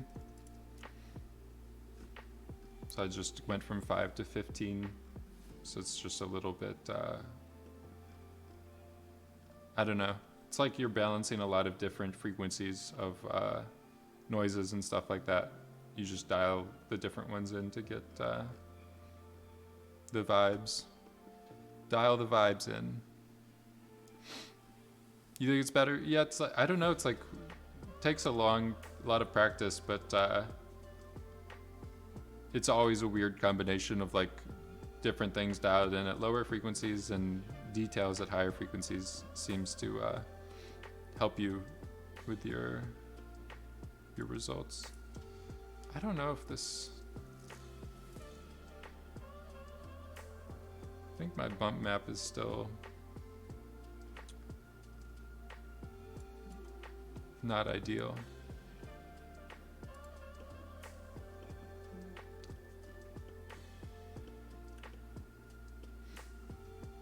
I think it might just be too strong.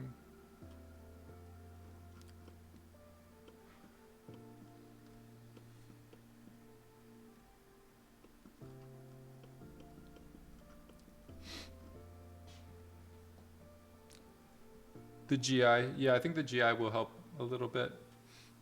Let's get closer to the final render. You guys want to catch up? Here's another version of the file. I'm gonna go into the canyon and I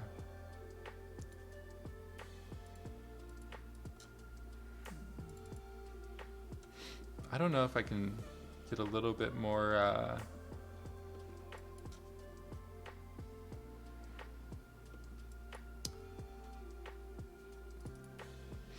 I'm gonna maybe go a little bit lower with the octaves for that stuff. September, I'm hanging in there. How's it going? So I'm reducing the octaves here to try to smooth out or sort out some of this like polygon aliasing. There's like too many octaves and it's too high of a frequency for the resolution of our grid.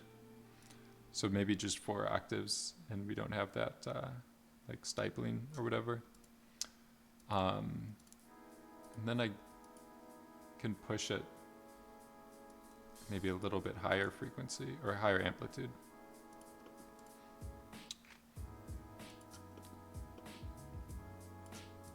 And maybe with the fit function here, just gonna do power.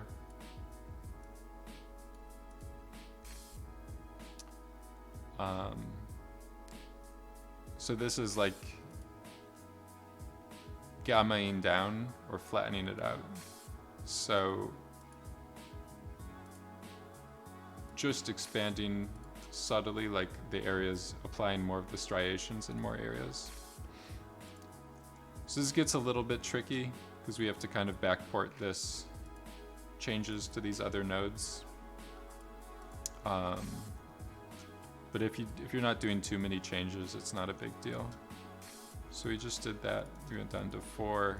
We went up to 1.175. You can do the same thing over here.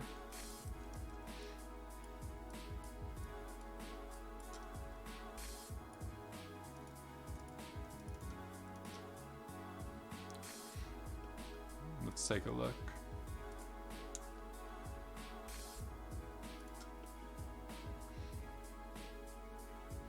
Can try the scene lighting. Sometimes these redshift lights look better. Sometimes like certain functions like the spread here, it doesn't hold up perfectly. Looks like that. It's a little bit better.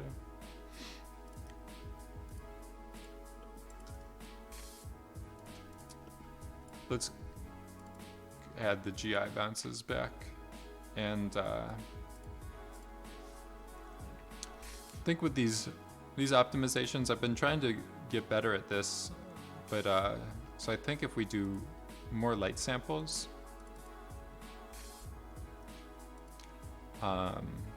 this is a little bit better than brute forcing.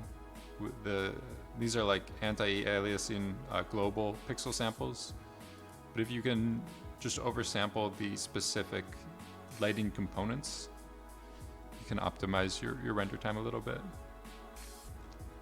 So like I know the majority of my noise here is going to be coming from indirect diffuse or indirect bounce lighting. So if I just oversample this light path or the light itself, it should be a little bit better. Then if you want, I think you can get like clean up a little bit more noise. This is like, I don't know if you want to go this low for animation, but for images, can be better that way.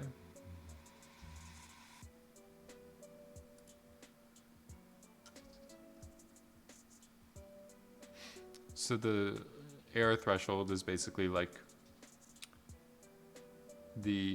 we'll try to reduce the noise to be below this level of air before it continues on.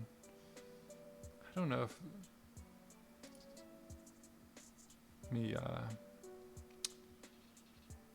is there a way to turn this so that it automatically does a new bucket render?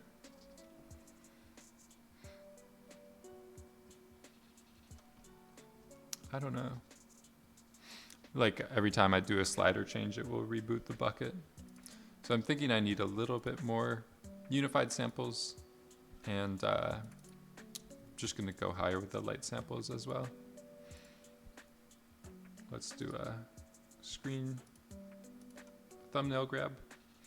I'm gonna want to add the volume, the God ray back in. Let's try to get the noise, the render speed sorted out here a little bit better.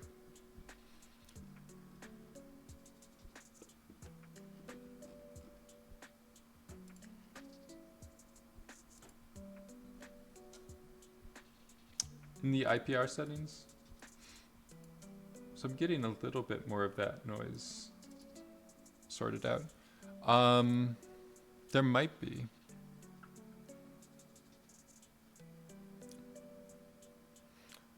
I don't know if it's like render view buckets. So I'm trying to do bucket rendering, but just to get it to automatically reload. If that makes sense. I don't know if I'm doing...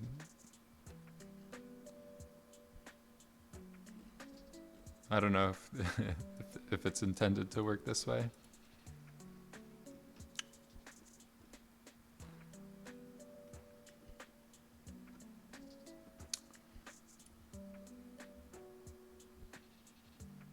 maybe if you just turn off IPR progressive rendering and then you turn on the play button. I'm not using optics.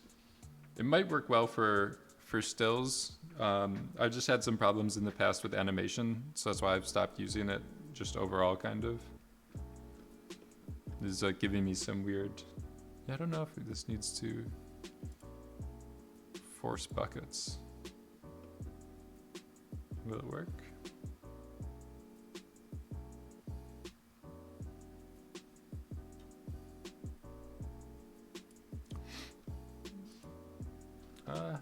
I don't know. So I still think I need a little bit more, maybe more light samples. Yeah, I don't know. My buckets aren't hitting. Let's do add a little bit more anti-alias samples. And we'll turn the volume back on. I don't know if we want some darkening.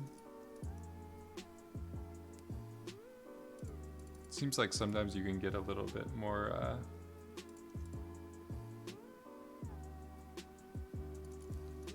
the attenuation. You can add like some interesting depth-based like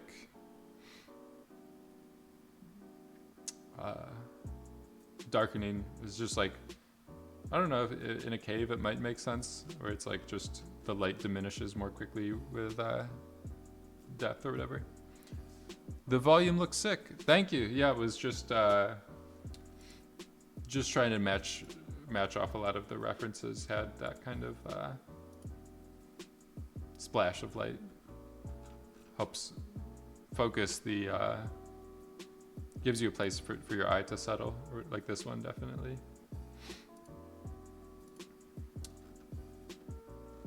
All right, let's just do another bucket and see if we've sorted out the noise. Can also do some post effects.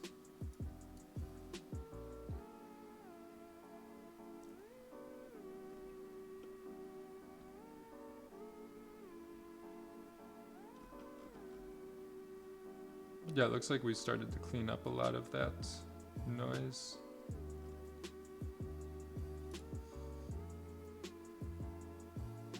So I usually will do this photographic exposure for sure.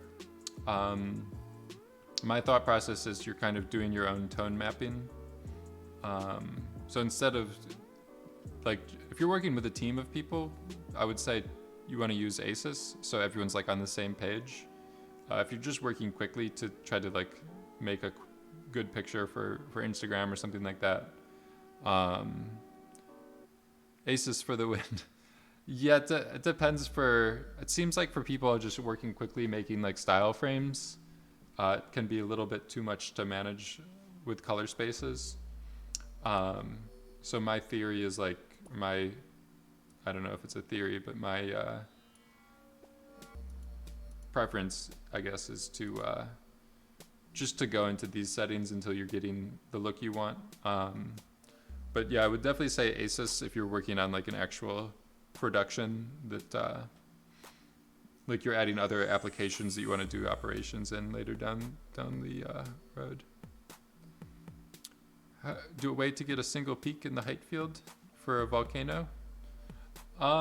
Isn't there a height field node for it? If I just go back to the large icons in text. Terrain mountain. After I get this rendering done, the custom poly shape. Yeah, I can go into it in a second. Just give me a couple minutes to finish tweaking this so that I could finish up with the talking about some height field stuff. So it looks like we are running out of some samples here in the shadows. Like height field project. Yeah, that would be my. No worries. A height field project. If you just make like a cone, like a tube, and then scale the top of it to be 0. That would be my first my first intuition. All right.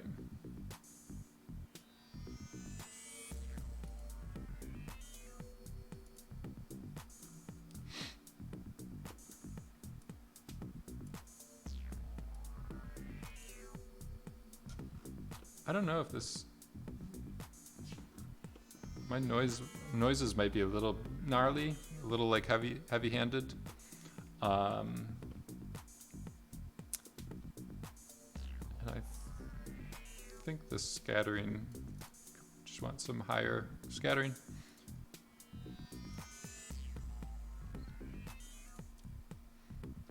For this thing, I think you could get away with like reflection, all this stuff at 2. To maybe speed it up. We're not really too worried about like specular reflections. Hard to see the noise. This is like a built-in optics, is just streaming with a compression. Yeah, it's like maybe if I zoom in, you could kind of see in the shadow, it's definitely still a bit noisy. It might be because of this threshold. Like if you really want a clean photograph,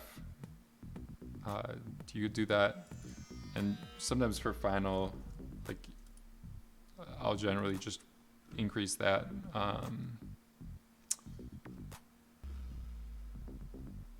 Might want some more like volume samples, but let's just see where we are with these new settings. So the main visual change I made was increasing the scattering for this God ray to get this, because this is so bright down here, it will just make more sense for that to be. The auto samples, yeah, I've heard mixed results with the auto samples, but trying to get better at tweaking this stuff to optimize my render times. But yeah, there always is in system. Is that where they put it? Or maybe IPR?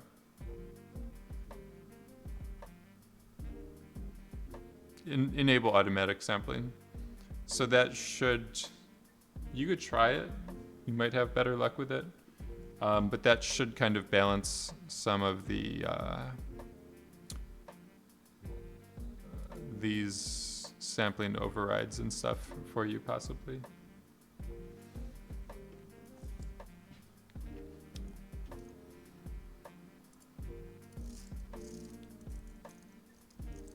Did you see the height field stuff working? Cheese fruit 3D?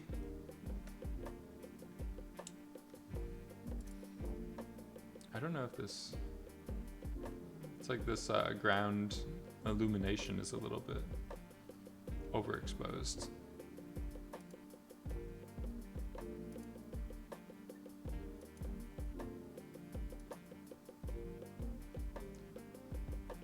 I don't know if it's not the best way to fix it, but if you want to do it that way, you can.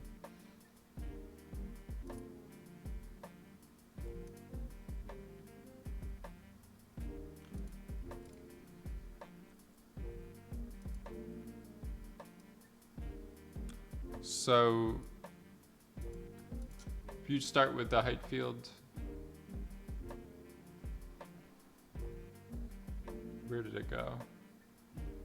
Terrain, mountain.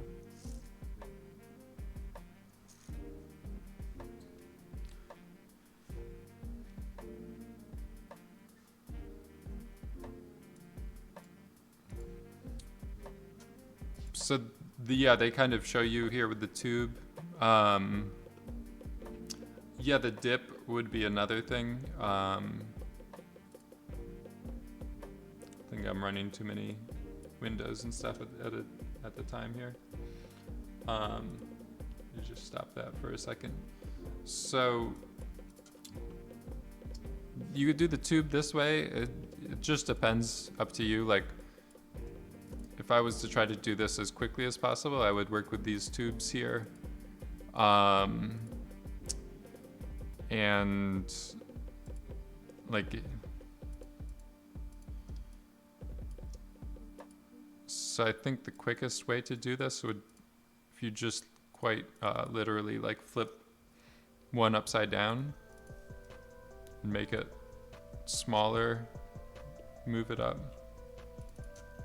I always forget these geos are at a really big scale.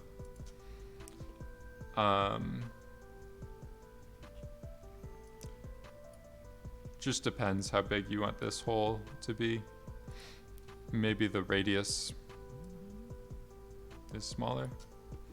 And then you maybe do a Boolean, subtract.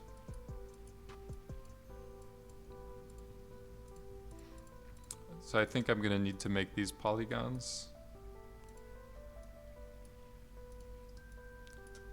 And you can get a little spout. You might want to do end caps. You might have better luck with the Boolean that way. And because sometimes if the surfaces aren't like watertight, you run into some issues. Let's just make this taller. You could make it wider. Or maybe thinner. Just depends on your desire.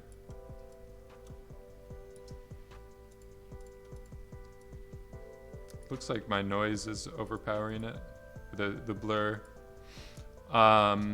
Nick X, thank you for the Twitch Prime.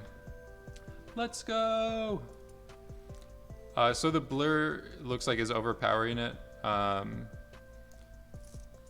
You get rid of it, and maybe if you just add more divisions here, you don't need it as much. Or if you make this bigger, you kind of are like preemptively compensating for a blur. But yeah, the erode, all the other operations should work well with it. You might want to not do as much of the noise or stuff, depending on what you're making.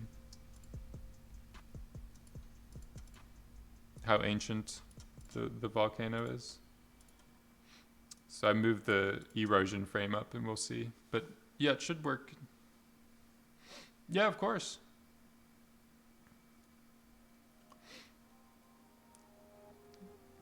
So it's just running the erosion frames. I might have pushed it too far to like frame 200 or something. No, can't be that much. Let's just get rid of this. 37. So yeah, that's a pretty quick. Surprised they don't have the volcano as a preset. But yeah, if you want the file,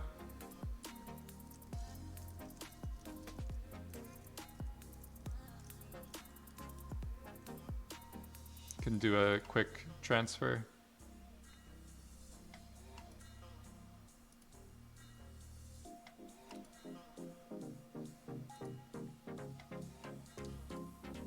It's clean. Yeah, the auto sample, from what I know, it should get you pretty clean. So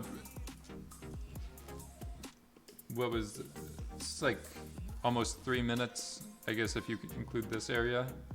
I don't know if your GPU is comparable, but were you getting around 3 minutes or less?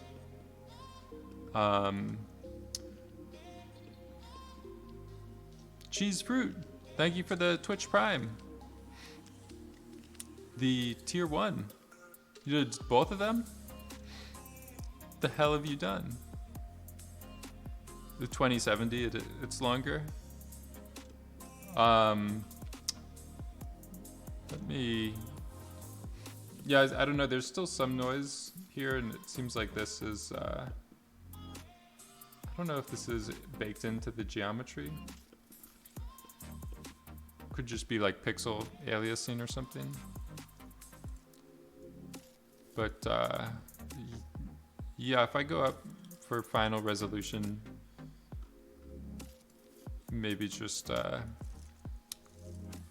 keep improving some of that stuff and see if it gets better. Like I said, I've never been the best balancing or tweaking these settings. That's why I'm trying to get a little bit more comfortable or familiar with them. We'll see what happens with this one.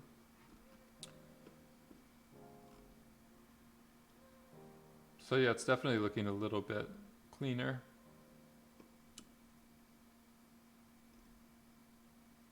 When you're running a lot of noises with Redshift in the shader, like high frequency noises, sometimes you do need a lot of unified samples because it's like sub-pixel aliasing that it needs to resolve.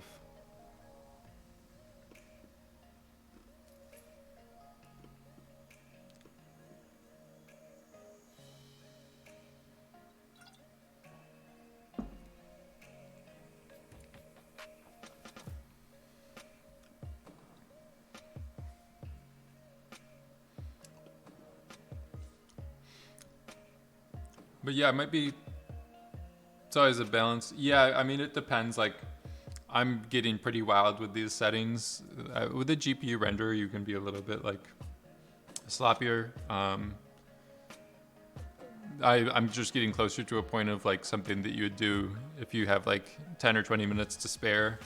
Some of the balances between kind of your human time and the computer time, like if you need to make an image without noise in a half hour, maybe it makes sense to really like slam settings. If you're doing an animation that you're going to be like iterating on and turning around new versions of it for clients every day, then it will make a lot more sense to find good balanced settings and stuff like that for your scene. Guessing anything auto? Yeah, it would be interesting. Maybe that's why some people have warned me against using the auto setting, is you might get some artifacts with if you have like really aggressively animated lights or something.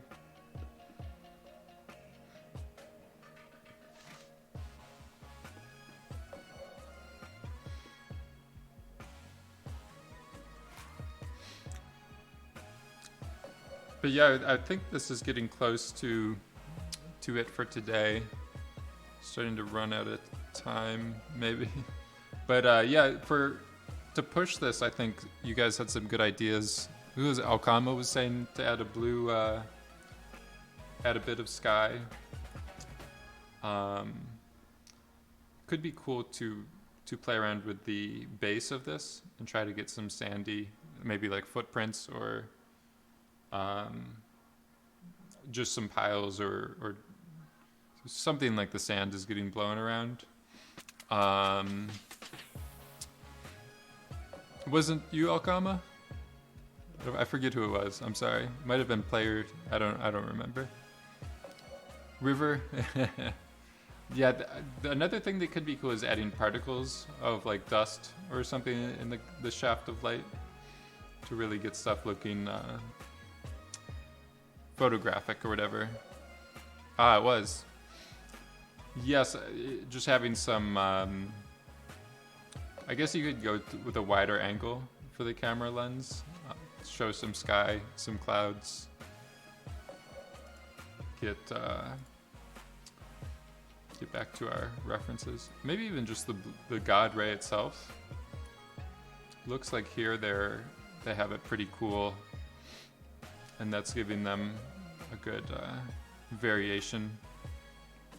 Maybe just the volume itself, like not even the color of the light is, the volume is kind of like scattering the light to blue. Could be a cool thing to play around with. But yeah, these ones here from the ground, you're laying on your back. Pretty cool. These were some of the ones I was thinking of when I was talking about the like hue variation. There's a bit of a different rock structure. Like a different national park or something.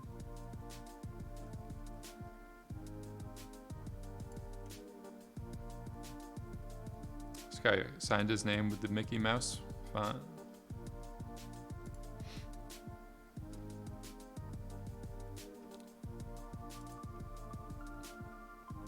But yeah, it's a pretty fun one to play around with. Yeah, I could do one more. Save, share, give everyone the up-to-date scene. Probably gonna log off for today. We'll be putting the